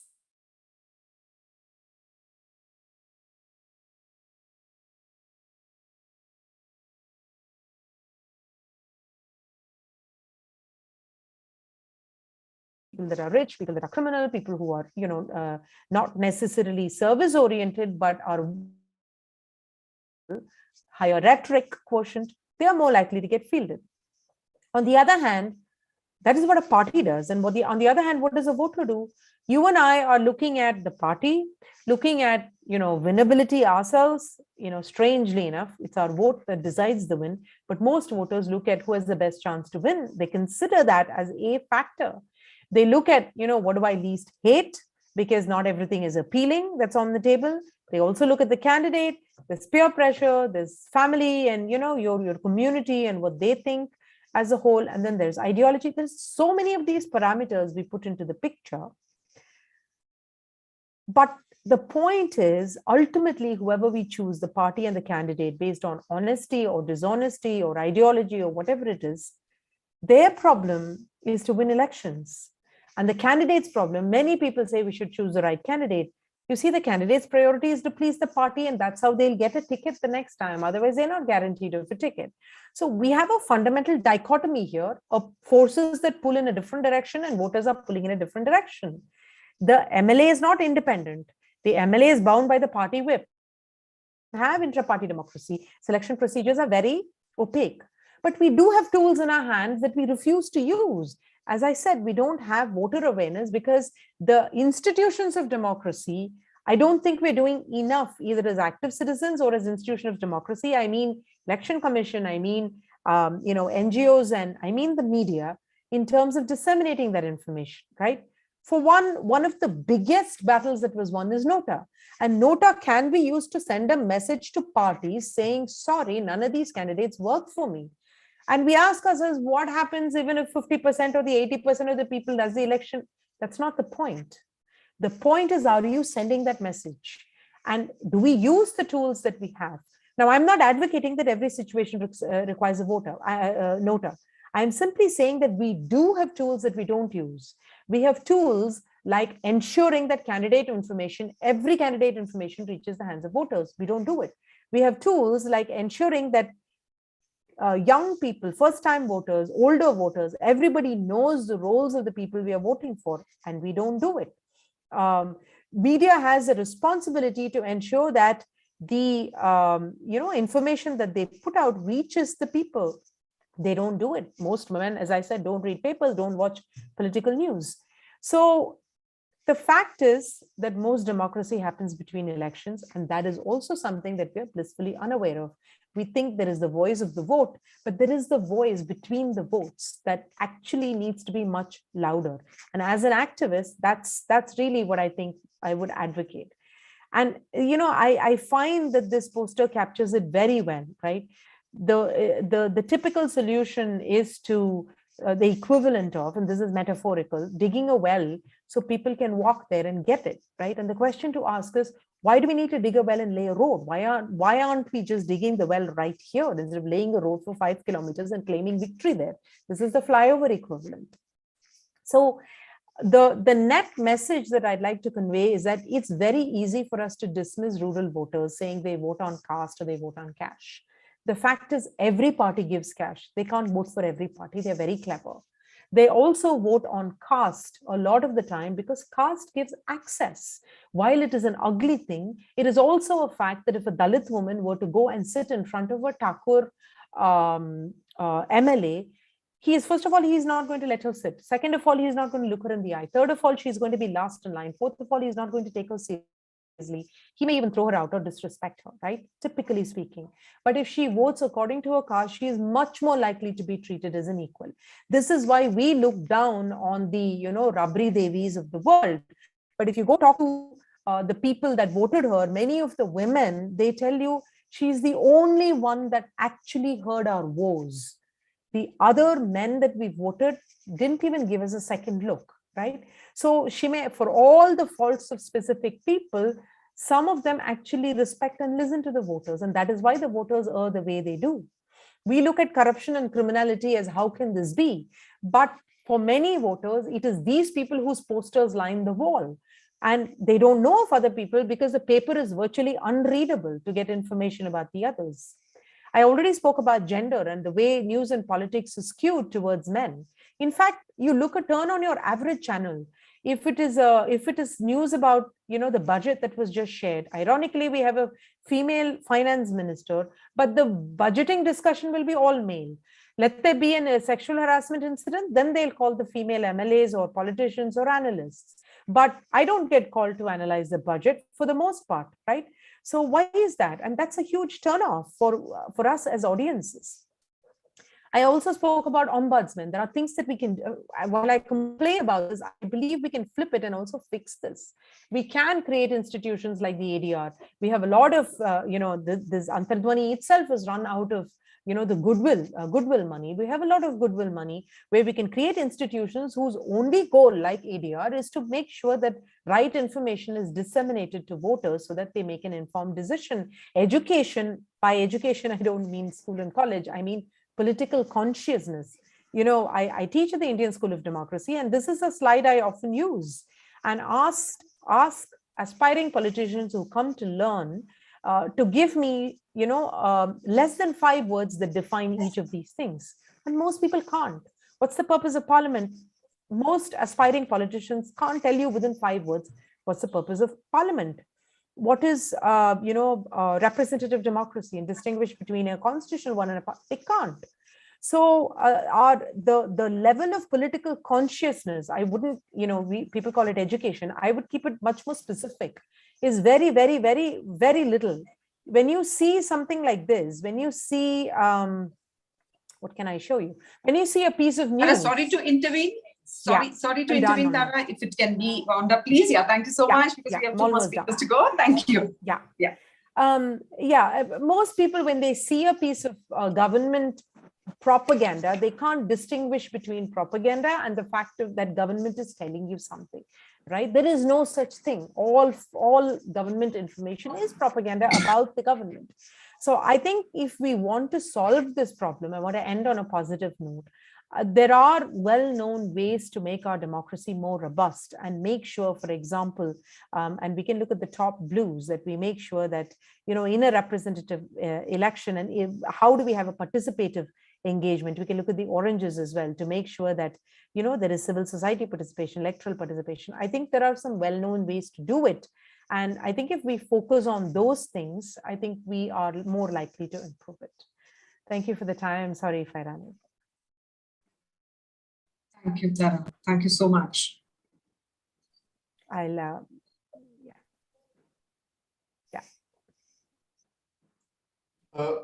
Thank you, Tara. I think you made a very excellent point. There are lots of voices between the votes. So very important, and there's an extreme lack of dissemination of right communication to the voters, which is our aim, to make them, the electorate, well aware before they vote.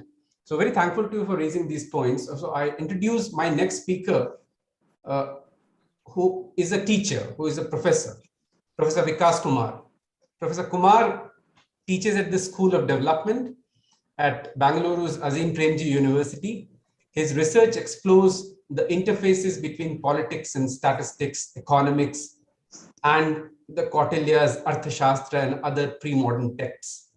He is a metallurgical engineer from IIT Kanpur and a PhD in economics from the Indira Gandhi Institute of Development, Bombay, and the University of Hamburg. He's a doctoral fellow, and he has worked with BEHL. He has also and later taught law, economics, and religion, and introduction to game theory at the National Law School in Bangalore. And he's the co-author of Numbers in India's Periphery, the Political Economy of Government Statistics, published by Cambridge University Press in 2020. So we are very keen to hear a teacher, a researcher, what he thinks about the voice of the vote. So over to you, Professor Kumar. Thanks a lot, Rahul. Can I share my screen? Sure, you can. Yes. Yes, thank you. So let me project my screen and begin the, yes. So, good evening, everyone. I'm going to talk about I'm Vikas. I'd like to thank Sita and Rahul for inviting me to this third edition of Antardhwani Conversations. I'm going to talk about information and democracy and begin with the Voice of Vote survey.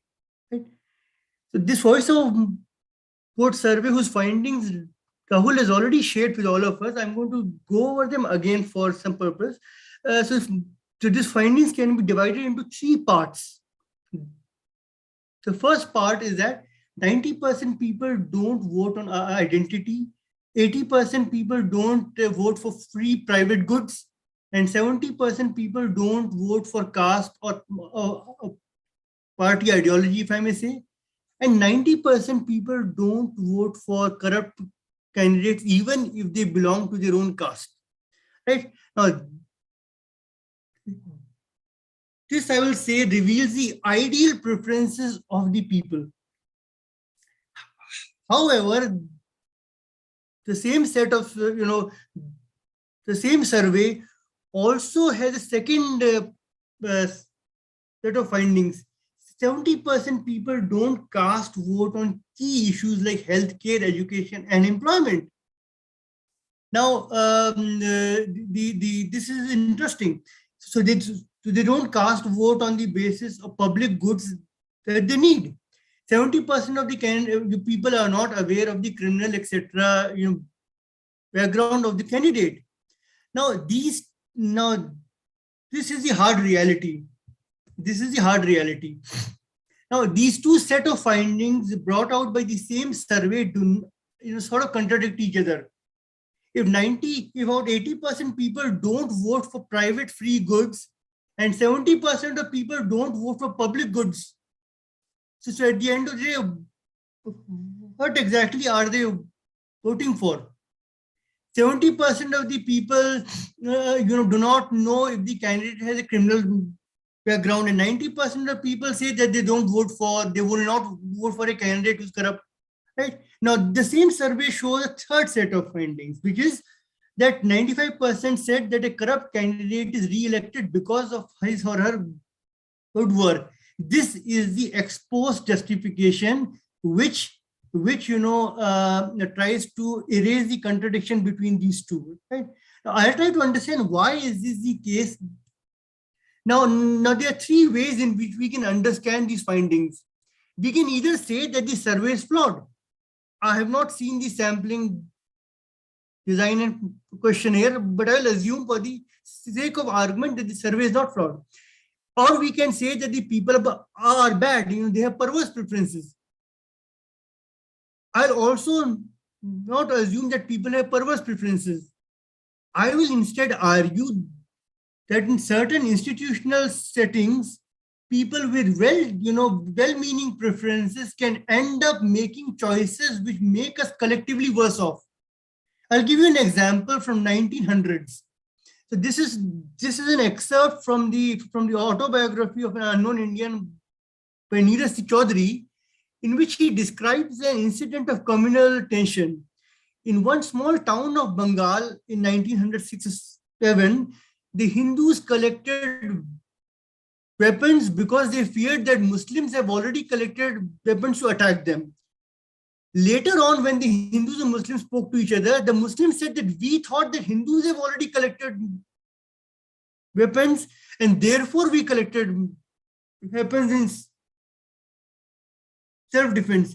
Now, here we have people who are well-meaning people who have worked with each other, but because of lack of communication or the institutional setting at that time, with British rule wanted to divide and rule, you have people making choices which at the end of the day make all of us worse off. Right? So this is known as the prisoner's dilemma in game theory. I believe that This explains a lot of problems which some of the previous speakers have already pointed out. And I will go back to the voice of vote surveys, introductory note. It says the majority of voters hail from rural areas and they have low awareness and literacy. The previous speakers have already pointed out that even though the urban voters might have better access to information and etc., but they vote less, right? The thing that we should note is that in countries after another in the last 5-10 years, much more literate, much more urban, much more affluent countries, etc., England, America, China, Turkey, we've seen there has been a turn to outcomes which do not help anyone in this society. So what I'll try to do is in the rest of the presentation is try to understand how people decide to vote. Okay. Now think of the day on which voting happens. Most workers are in the informal sector and they do not get a paid holiday. So the opportunity cost of voting is extremely high for them. So pre-poll bribing can be seen as a way of as a way of the candidates to compensate for this opportunity cost of voting. Now these people have to think whom to vote for. They have to choose between accepting a pre-poll bribe or trying to vote for a constituency level public good. Okay. If they believe that their individual vote does not make a difference to the outcome, if they believe that their individual vote does not make a difference to the outcome, and even if they vote for the constituency-wide public good, they cannot hold the candidate because of the institutional flaws in the system. They cannot hold the candidate accountable, so they will lose whatever concrete they can earn now. Right? A simple game theory analysis will conclude that these people are going to accept any small amount which barely compensates them for the opportunity cost of voting, right? So people accept 3,000 or 4,000 rupees. So this is barely sufficient for their trip with the family back to their village in Gulbarga and 2 or 3 days of wages, right? But then there are those who don't need to be bribed to vote because they get a paid holiday. Now, these people also, when they see, does their vote make a difference? Maybe in a large constituency like Bangalore South or whatever, it doesn't make a difference, right? And so some of them do not vote at all, but some of them do vote. Now, those who do vote, because their vote does not necessarily make a direct difference to the actual public goods in the society, they instead turn to ideology and identity. So a lot of this is a statement of my ideology, my identity, that I went and voted, right? Now, at the same time, a third thing has happened, namely that, growing and very intense political and communal polarization at the level of caste, language, religion, etc. Now, the moment this happens, I start evaluating people from the perspective of their identity rather than the public goods that they're promising me, right? So we have a situation where, because of a prisoner's dilemma kind of setting, we end up making choices which make all of us worse off, right? So let us, step back and try to understand what exactly is a democracy. Now, looking at it from the perspective of information, a democracy is a data aggregating and processing device. You want to vote Congress, he wants to vote for BJP, someone else wants to vote for Samajwadi Party. The democracy or elections, it collects all these views, and then it processes these views to generate a consensus about who is the most preferred candidate, right?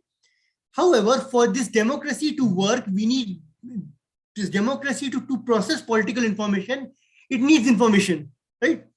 And we need to carry out a delimitation. In many parts of the country, we find that delimitation is conducted in such a way that it either does not use all the information provided by the last census, or it misuses the census data to create constituencies where there will be collective action problem and no group can stand against the strong candidate, right?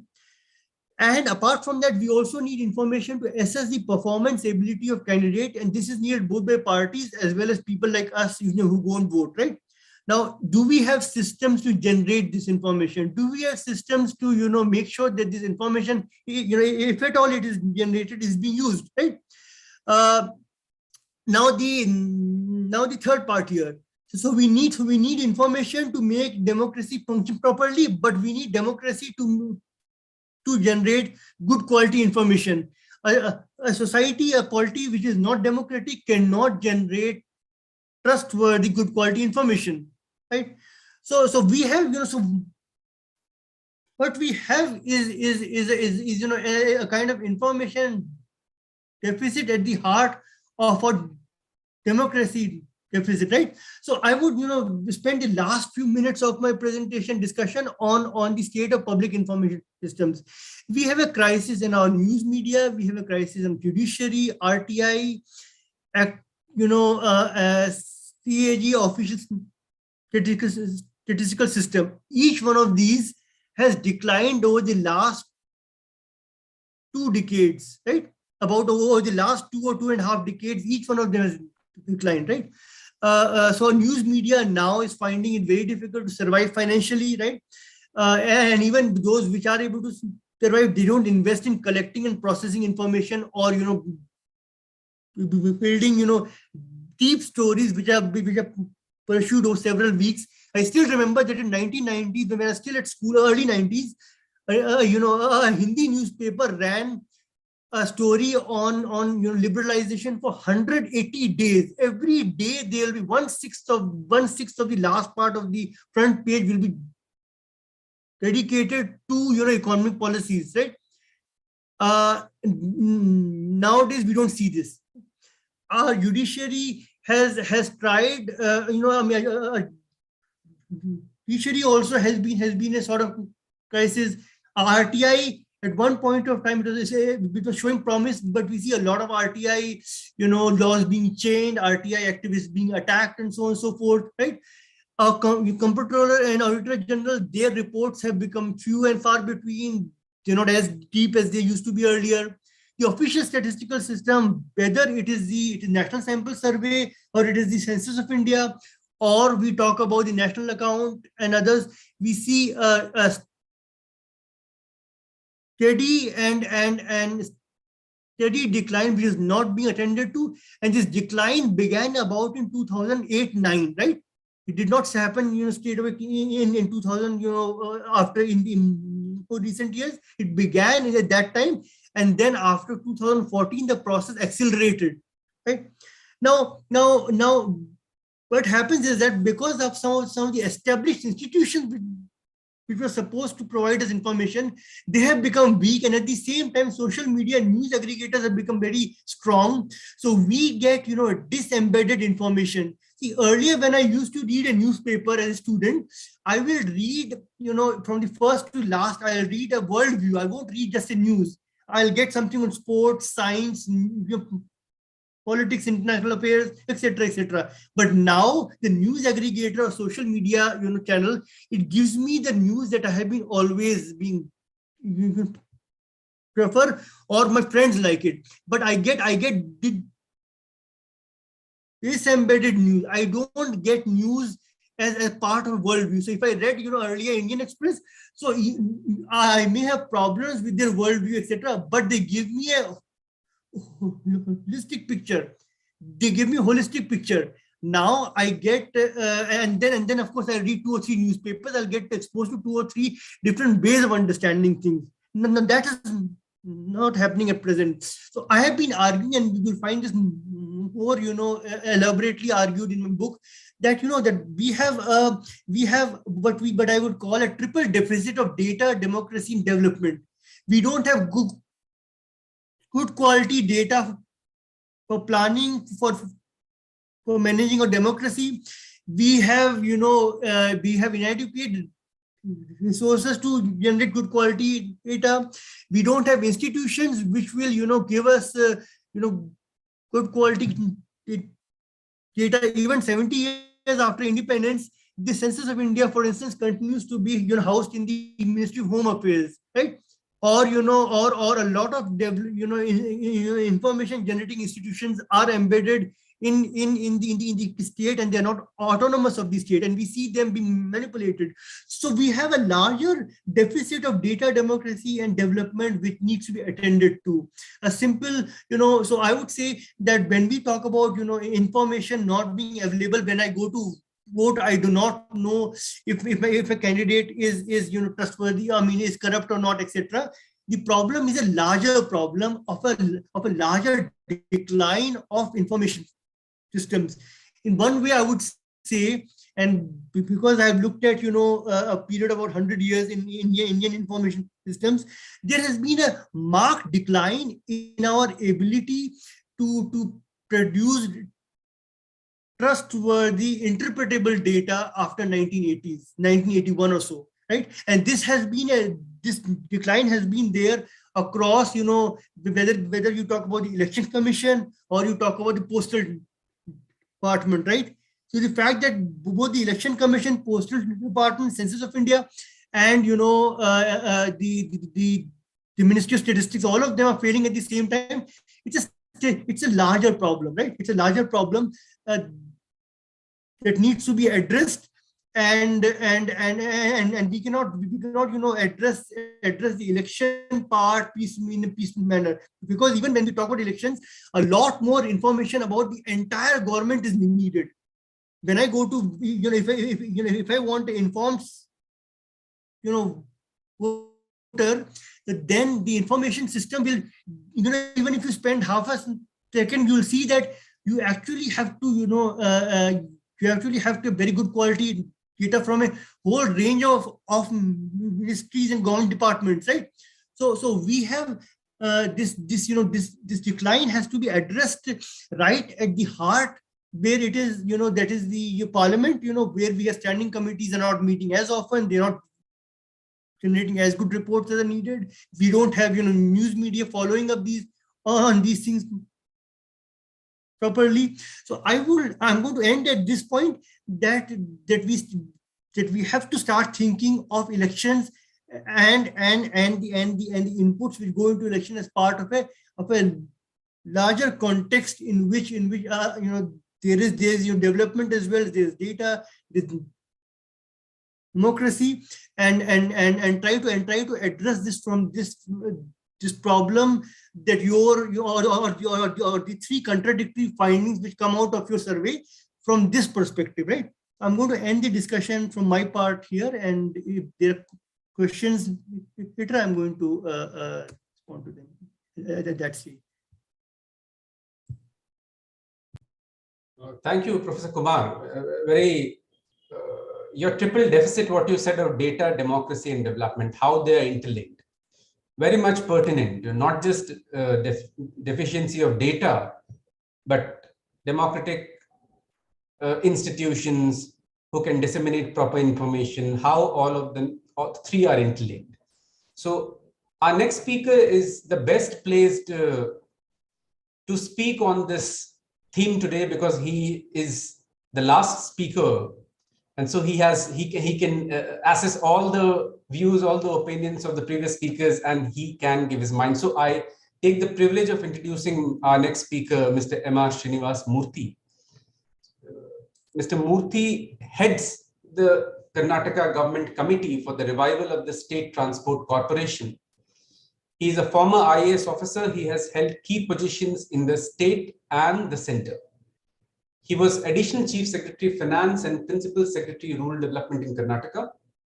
And very interestingly, very, very relevant to this conversation, that he has been Principal Secretary with the Election Commission of India.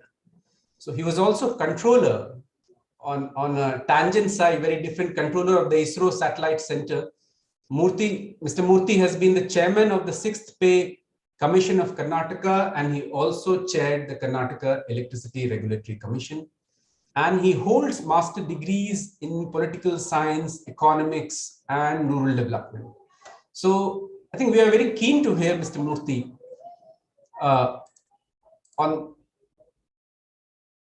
this conversation. Mr. Murthy?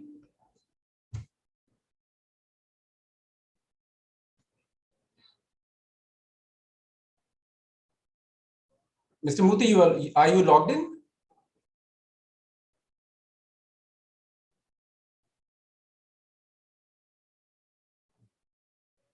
I think Mr. Murthy is facing some technical issues. Let me check.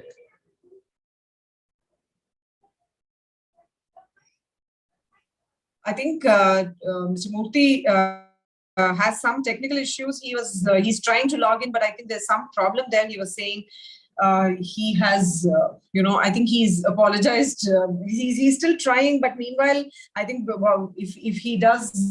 if he's successful in getting across, then we will definitely, go over to him. But before that, I thought we could even look at some of the questions, some key questions that have come up in the question answer in the chat box that I saw. Vishnaya, who was a professor of philosophy who joined us from the US, had asked if this mandatory voting, like it happens in Australia, is possible. Would one of the speakers be able to take that question?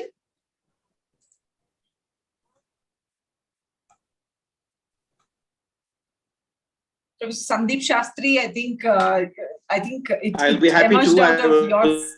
I was waiting to get myself unmuted. Now, a lot of people have talked about compulsory voting as a way out. I'm not too sure whether we should force somebody to do what we often consider a duty as a citizen. I'm not too sure whether this sacred act of voting should be because of external compulsions and not because of internal volition. So I have reservations on compulsory voting because I believe you are trying to bring in a artificial form of participation. I would more favor a vibrant, sustained public movement to be able to get out the voter. I've always seen that whenever we have had low voter turnout, my answer has been the campaign for a higher voter turnout should not be 6 months before the next election, but the day after the past election. Now, it has to be over a period of time. So my personal view, I see as a student of politics and as somebody who has been working with people for a long period of time, I have always believed that it would be difficult, it would be unfair to democratic culture and norms to be able to make the process of voting as something compulsory. You actually, I think I go back to the point I was making. We are looking at the wrong symptom, and for all you know, the solution may be more dangerous than the disease. Right. And we do have, Mr. Bami Shenoy, who has said that you must, at this point, probably distinguish between educated and literate voters. What exactly does that mean in the political context?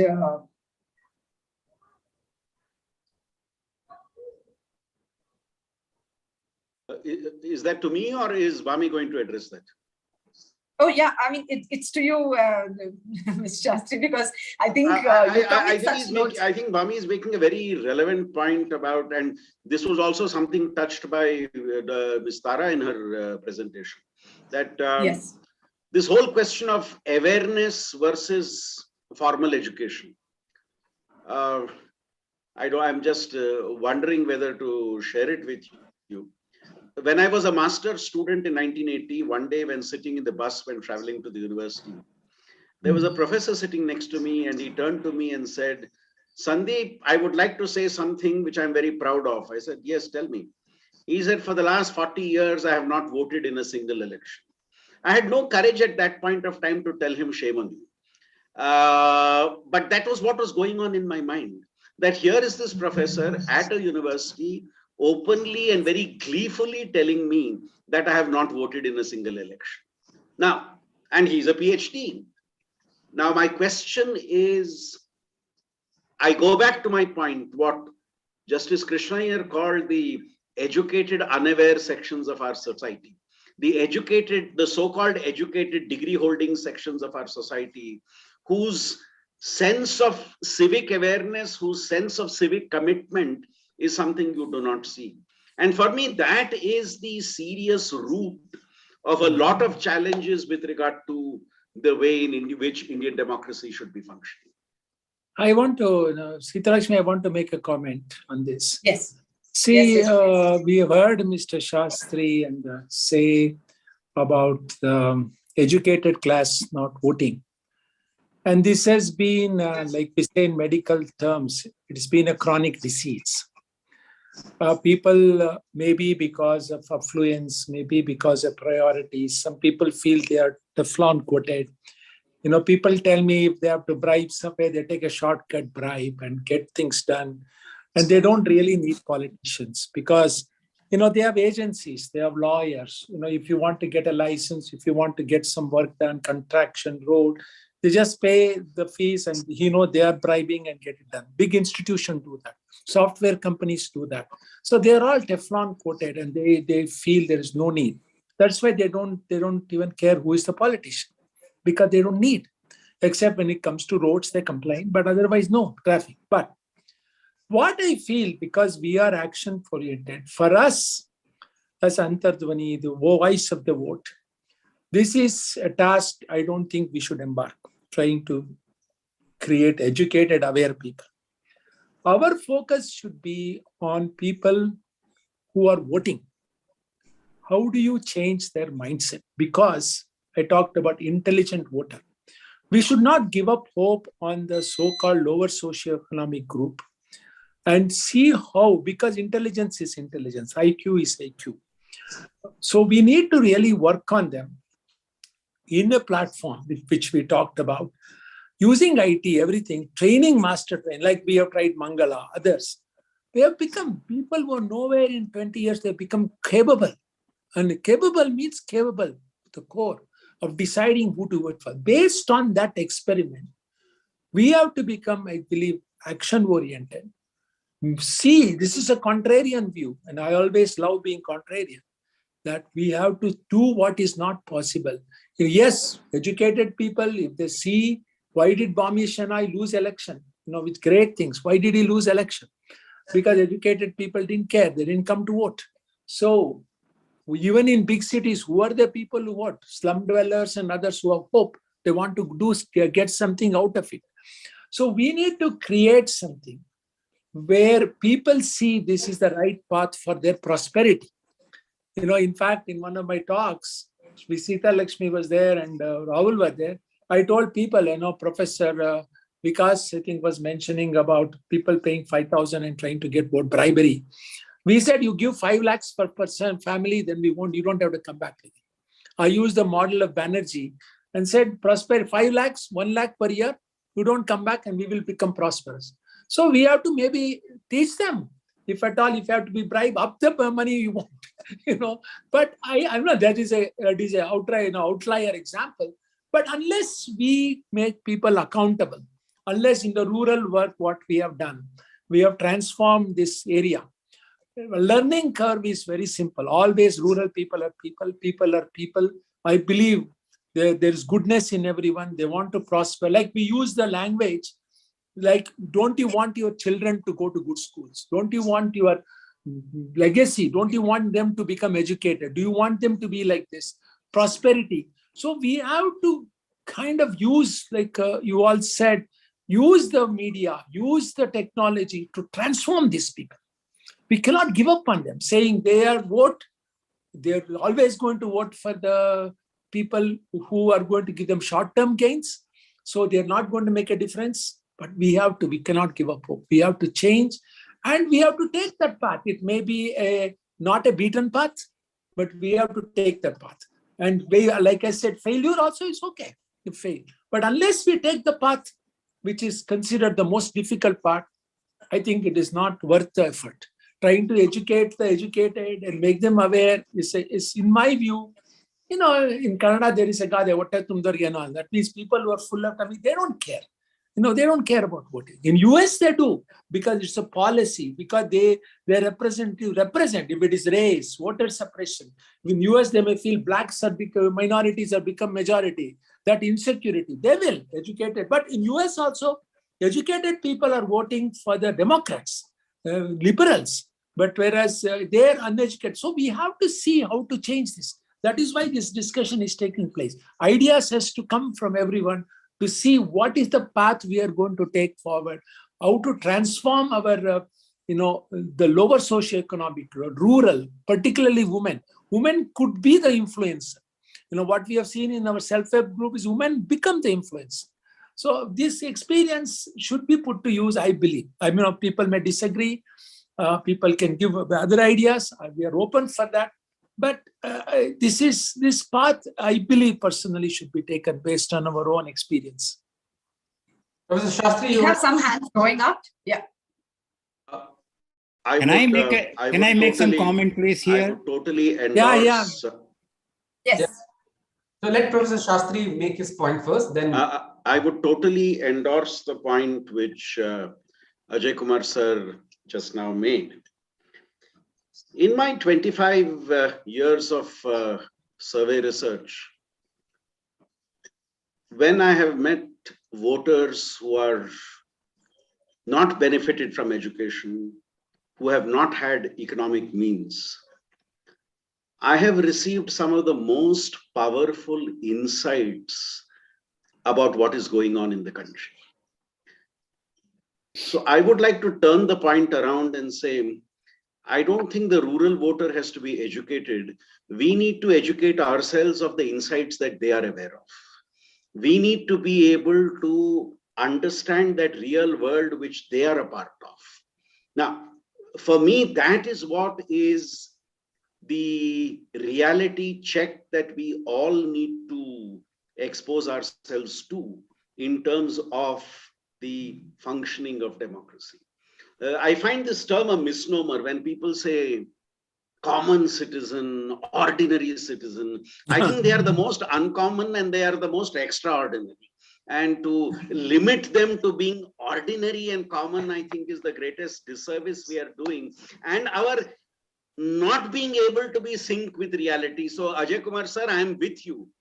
The rural, uneducated, underprivileged citizen of India, who is the backbone of our democratic process, needs to be strengthened. And we do that by understanding the voice that they are trying to reach to us, but we are not able to respond. Right. Swami Shanai wants to say something. I have a different take from Ajay. Based on my experience, when I contested the election in 1994, I have visited 45,000 houses, our voters, with some very educated people. So 2 messages over here.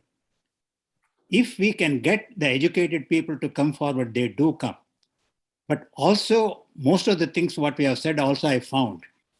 Whenever I go to the highly educated people, they have not even registered.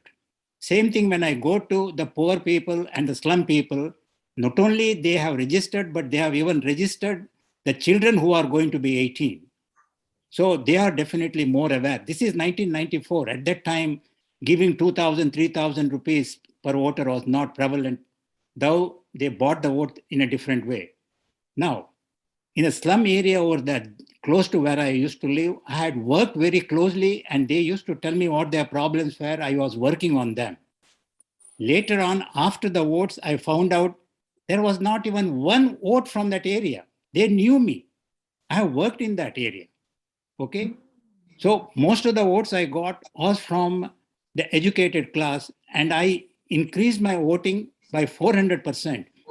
Had I continued, by this time I would have been an MLA. What I'm trying to tell is that if we do work over there, the educated people will definitely participate, and it has been changing. The problem here is that we have to start at the schools and colleges where not teach just democracy for getting the marks, to really get the message. And we have not been doing that one. So, and in terms of educating the rural people, I'm not as hopeful as over there. Just like Ajay, I have been also working with the rural people, and I've seen caste is still very, very dominant. I'm really surprised, Ajay, saying that they are caste so much over there. And he himself, when we started work in that area with him, there used to be so much of difference between the Dalit and the non-Dalit, and all other things are still were there at that time. It is still even there today. It hasn't gone at all. So let us not try to give the rosy picture that things are hunky-dory. No, not at all. We have a long, long way to go. So See, these are, Bhavish and I, when we talk to the people about this caste and what Professor Vikas said about the anomaly of the voting, we, in fact, in my talk, I asked them, why do you know that you are put in the survey, caste doesn't matter. But I looked at their faces straight and asked them, you all vote on caste. They all smiled. And the reason is very clear. They know it is wrong to say I'm voting based on caste. They don't want to write. They don't want to give, because they know it's wrong. It is not the right. They're intelligent enough. But when they go to the booth, they vote based. But in a survey, they have given, the impression we got is they've given what they think should be the right. So at least they know what should be the right. The right thing is not to vote on based on caste. So we have to play on that. It is like always, I like oncology, cancer. People with breast cancer, they have a lump, they know it could be cancer, but they don't want to go because they're afraid of this. So like this, we have to create awareness, how valuable your vote is, how important it can make an impact for you and your generations. So don't you want to have prosperity? So these are fundamentals on which we have to work. It's a hard task. It's a difficult road. When people told me about cancer, to say cancer is not terminal, cancer is chronic, people laughed and said it's a difficult road 20 years ago. People said you can't have linear accelerator in small towns. We are a poor country. Big centers in India stood up and opposed me. But we have put linear accelerators in Angol, in Ranchi, and succeeded. So people want quality. We showed that. They may be poor or rich. Here also, people, I'm just using that analogy. Here also, people will come once they realize what is right. It's a question of us. Like we said, question of us, make sure they're leaders, correct people. We have some idea about what we want to do. Let us see, it is a pilot project. We have to hear from you. We have to debate. This is not going to end, obviously, it is an ongoing, but unless we flow some trial balloons and see what results we get, I don't think we will know the answer. We have to see how in next elections we can transform some constituencies, and based on that, we should come back and rediscuss. Professor Vikas, you raised your hand for some time, so yeah. You wish to tell something. Yeah, I want to take 2 or 3 observations here. Firstly, the idea that a couple of us literate, quote unquote, literate urban people can sit together and talk about how rural people vote. This could be slightly, problematic. So that's one thing. The other thing is that a lot of us are repeatedly saying that we need to create more awareness. This is absolutely fine, but even under conditions of very high level of awareness, the institutional setting might lead us to, vote in a way that is not in our interest. See, before elections, every party says that they want to contest on the issue of development. Okay. But as the day of voting comes close, everyone loses patience and they start talking about identity, etc. Now, this is because they say, if even if I don't, talk about identity, maybe the other party is going to speak about that. And the other party feels that, no, if I don't speak, they're going to speak about it. Now they don't have trust that the election commission will immediately, censor anybody who raises the identity. Now, because they don't trust the institutions, so therefore they say that we have to take things in our own hands. Okay. Or you think about people on the ground. If I don't accept a bribe, and if my neighbor accepts it, or if my if I don't vote for my caste person, and if my neighboring tola does that, so I lose, and I don't know if the election commission or the state election commission is going to come and intervene, right? So we also need to, we should of course work on, educating people, but we have to make sure that the larger institutional setting is not ignored. See, a lot of these initiatives tend to push and the entire blame on me and you. No, we have problems, but however, there are institutional reforms also which need to be done. It is not necessary that Antardhwani does it, but somebody has to do it. It cannot be just focusing on individuals. Yes, so that was my point. Mr. Shastri has something. So you have raised your hand. You want to say something? Yeah, I just wanted to respond to the caste question. 2 decades ago, I heard this very rhetorical statement that people don't cast their vote, but they vote their caste. You see, at that point of time, I thought this is wonderful as a debate point. But more and more, I realized that are we missing somewhere the importance that caste has come to play as an identity? I go back to what Tara was saying as part of her presentation, that why would a Dalit voter want to vote a Dalit candidate? Largely because he or she feels after the election, if he or she wins, I have a better chance of having access to that candidate, to that representative than somebody from the upper caste. Now, for me today, caste is about an identity and not a vertical hierarchy. It is about a horizontal relationship between groups which are contesting with each other.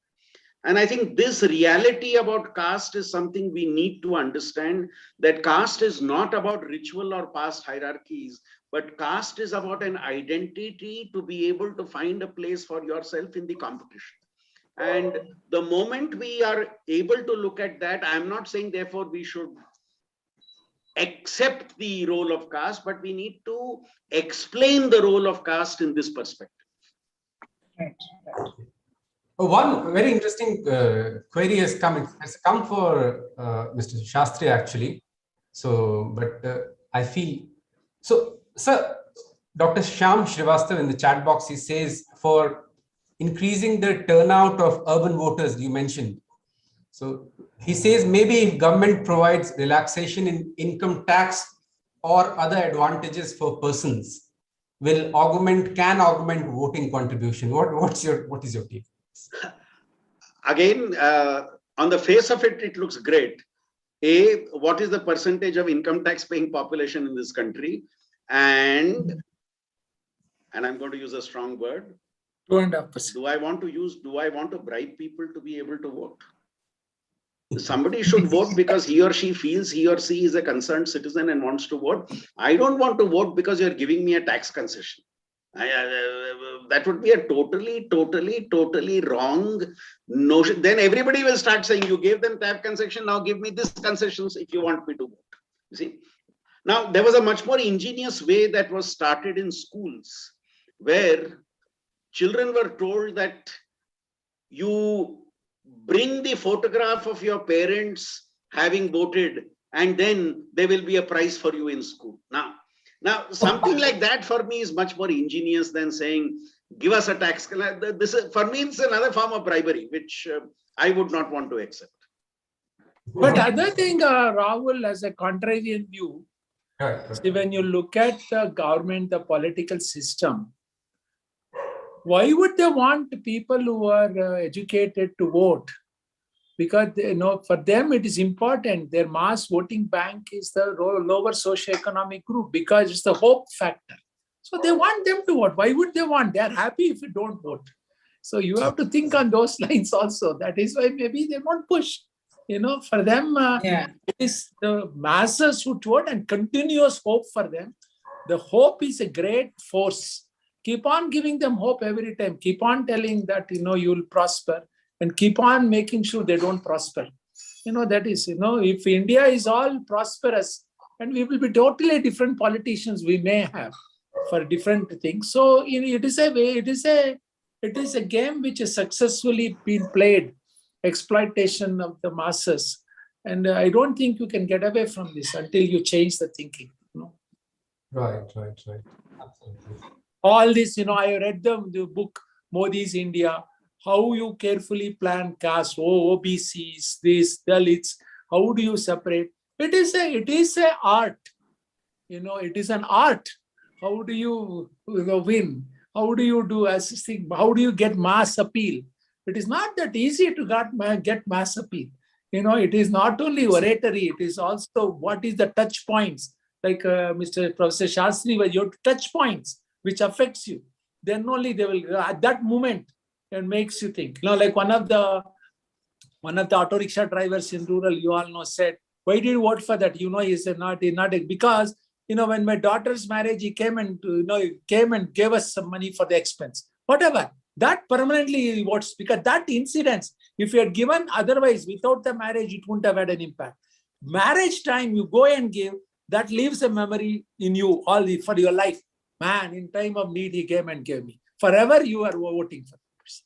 So they know this. I know politicians in Mysore, everywhere, every village, every marriage they attend. Every marriage they make. I said, why are you going? I have to go wherever it is, because that touch point. And every funeral they go. Everything they go. See, these are touch points of the politicians. You can't escape that. It's an art. I think that goes back, that goes back to Professor Shastri's point of how he saw people in the bus station who were going to their hometowns, but people in airport were going on a vacation. So I think that is also because you have your maids who are, going back and voting. They will ask for a leave every single day, and they'll say that I want to go back and vote. So, Sita Lakshmi, I'm reminded of what, I will not take names, but I'm reminded of what a very well-known politician once said to me. I was trying to explain the point that everybody says unemployment, poverty, biggest problem, but then that is not reflected in the voting. This politician told me, Shastri ji, if people think my intentions are pure, that perception is enough. He said it beautifully in Hindi. Shastri ji, logon ko lagna chahiye ki mera niyat saaf hai. See? And now for me, that was a great explanator to why and how people vote in the country. See, the person, now I think all of us believe today with social media and media that it is a perception battle today. Elections have become a perception battle. And it is this perception battle which this leader told me is all about people perceiving my intentions to be pure. Now, for me, that explained a lot with regard to how things were going on in the country. Truly, that actually is the punch. One query in the chat box, the last one I wish to throw up any of the experts. So I feel what he has written, that India votes emotionally, just sticking to India rather than rationally. So how can we make voters vote rationally rather than emotionally? Well, if I may say very briefly, see, when Professor Shastri mentioned that people, go to Chabri Devi or Mayavati because of the trust that they have that they'll be hurt, right? Now, here I would say that, because I come from Uttar Pradesh, all castes believe that because Uttar Pradesh does not have a private economy of sorts, right? Or the private economy is not as big as the Karnataka private economy or Tamil Nadu private economy. So that if my caste leader does not become the minister, I will be denied jobs. So if Mayavati comes, so jobs are going to go one way. Mulayam Singh comes, it will go one way. And Yogi Adityanath comes, they'll go the other way. Right? Now, what has happened is that after liberalization, because some of these northern states have been left behind due to a variety of reasons. Now, instead of, making institutions accountable, they started, playing this game that we have to somehow capture the institutions, right? And at least for 5 years, we are going to enjoy those institutional fruits. And next time when we lose, it's fine. Next time we'll come back again and we'll take the benefits. So I think this has been a very big problem especially after liberalization of the economy. So we should not. I mean, though it is true that caste has indeed become an identity of a horizontal kind, but it is also true that in some of these states where you see a more heightened caste linked politics, etc., this is because the private economic opportunities are very small. So all energies and focus are directed towards capturing the state, right? So that part I think has to be taken into account. If you improve the economy of Uttar Pradesh, then I'm sure that you'll see a partial shift, not an entire, but a partial shift away from caste-based politics. One of the things in the caste also we have to look at is which, to some extent we did, because in our thing, one of the panchayat, she stood for election, lost on purely on merits and lost by 20 votes or something. And as an independent person, one of the things we feel we have to do, which is very outspoken, is document politicians what they were before they go to election. And when they years down the road, how their social, their economic upliftment is happening. Slowly, but they come bicycling, motorcycle, car, big house, how they go up the ladder and what happens. And one of the things we tell our people, of course, now they understand, they have been educated thoroughly. It is all your wealth they are taking. You should have been the one. So we have to use our own touch points. Well, the politicians use their touch points, we have to counter with our touch points today, because that is not being done best of my ability. Because we just say, vote for the right candidate, vote for the right. We should see why. Look at this guy, he was in bicycle going, and wearing a dhoti. Today, look at him, he's traveling in the Mercedes Benz. We're doing. It is because of your wealth is there. You should have been. So some of these touch points, we have to create a psychology where behavior patterns are understood. So people should get angry. And I call it stomach in your belly. I mean, fire in your belly. That is what these rural people should have, fire in their belly. I say, I will throw this rascal out. Look at him, what he has done.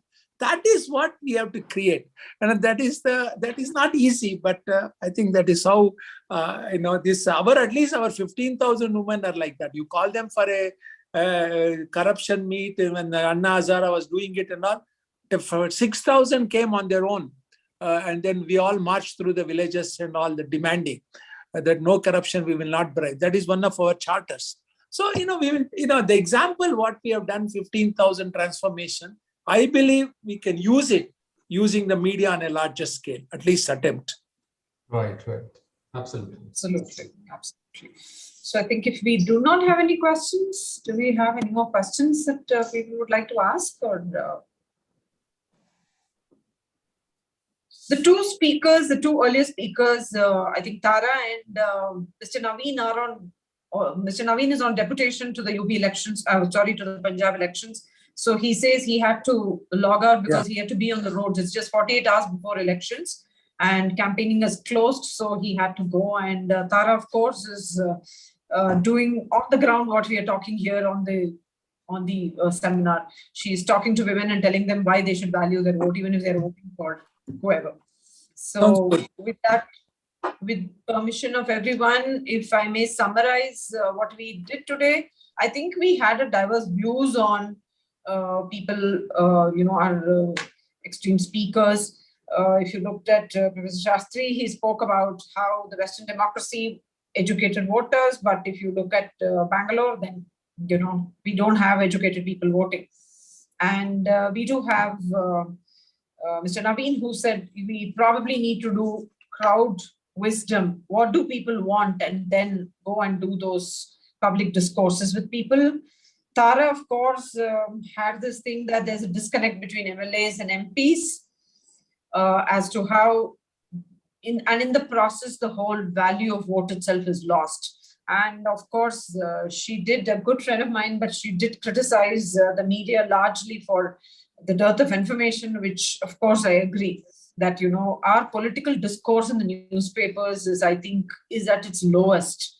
To give you an example, I think at the Times of India, we had consciously decided that we will not do more than half a page of political reporting, because all our surveys revealed that people don't read politics. But that, again, going back to what Tara said, is because of the way we write political stories. It is not because there are no stories there, but because the way we write political stories. We do not convey what people want. We just write political press conferences and all that, which probably does not interest people. And of course, Professor Vikas was on the dot to say there is whole anomaly in voting itself. Unfortunately, Mr. Srinivas Murthy, who has a rich experience of working with the Election Commission of India directly under TN Session, could not join us due to some technical issues, but he has apologized and said that he will definitely be a part of this whole initiative, which we hope is not, this meeting is not one-off thing that we want to, assure. It will definitely be, the next step would be to go back and work at the rural area and take all the suggestions that speakers have given us today. I must thank each one of you who have joined us today. Professor Shastri, really thankful for actually taking all the questions and, with your passion. I could see that you're so passionate about political science, which you have seen when you wrote those columns for the Times of India, how you were so angry that, there is this blame game that is happening. So I think we come to the close of this event.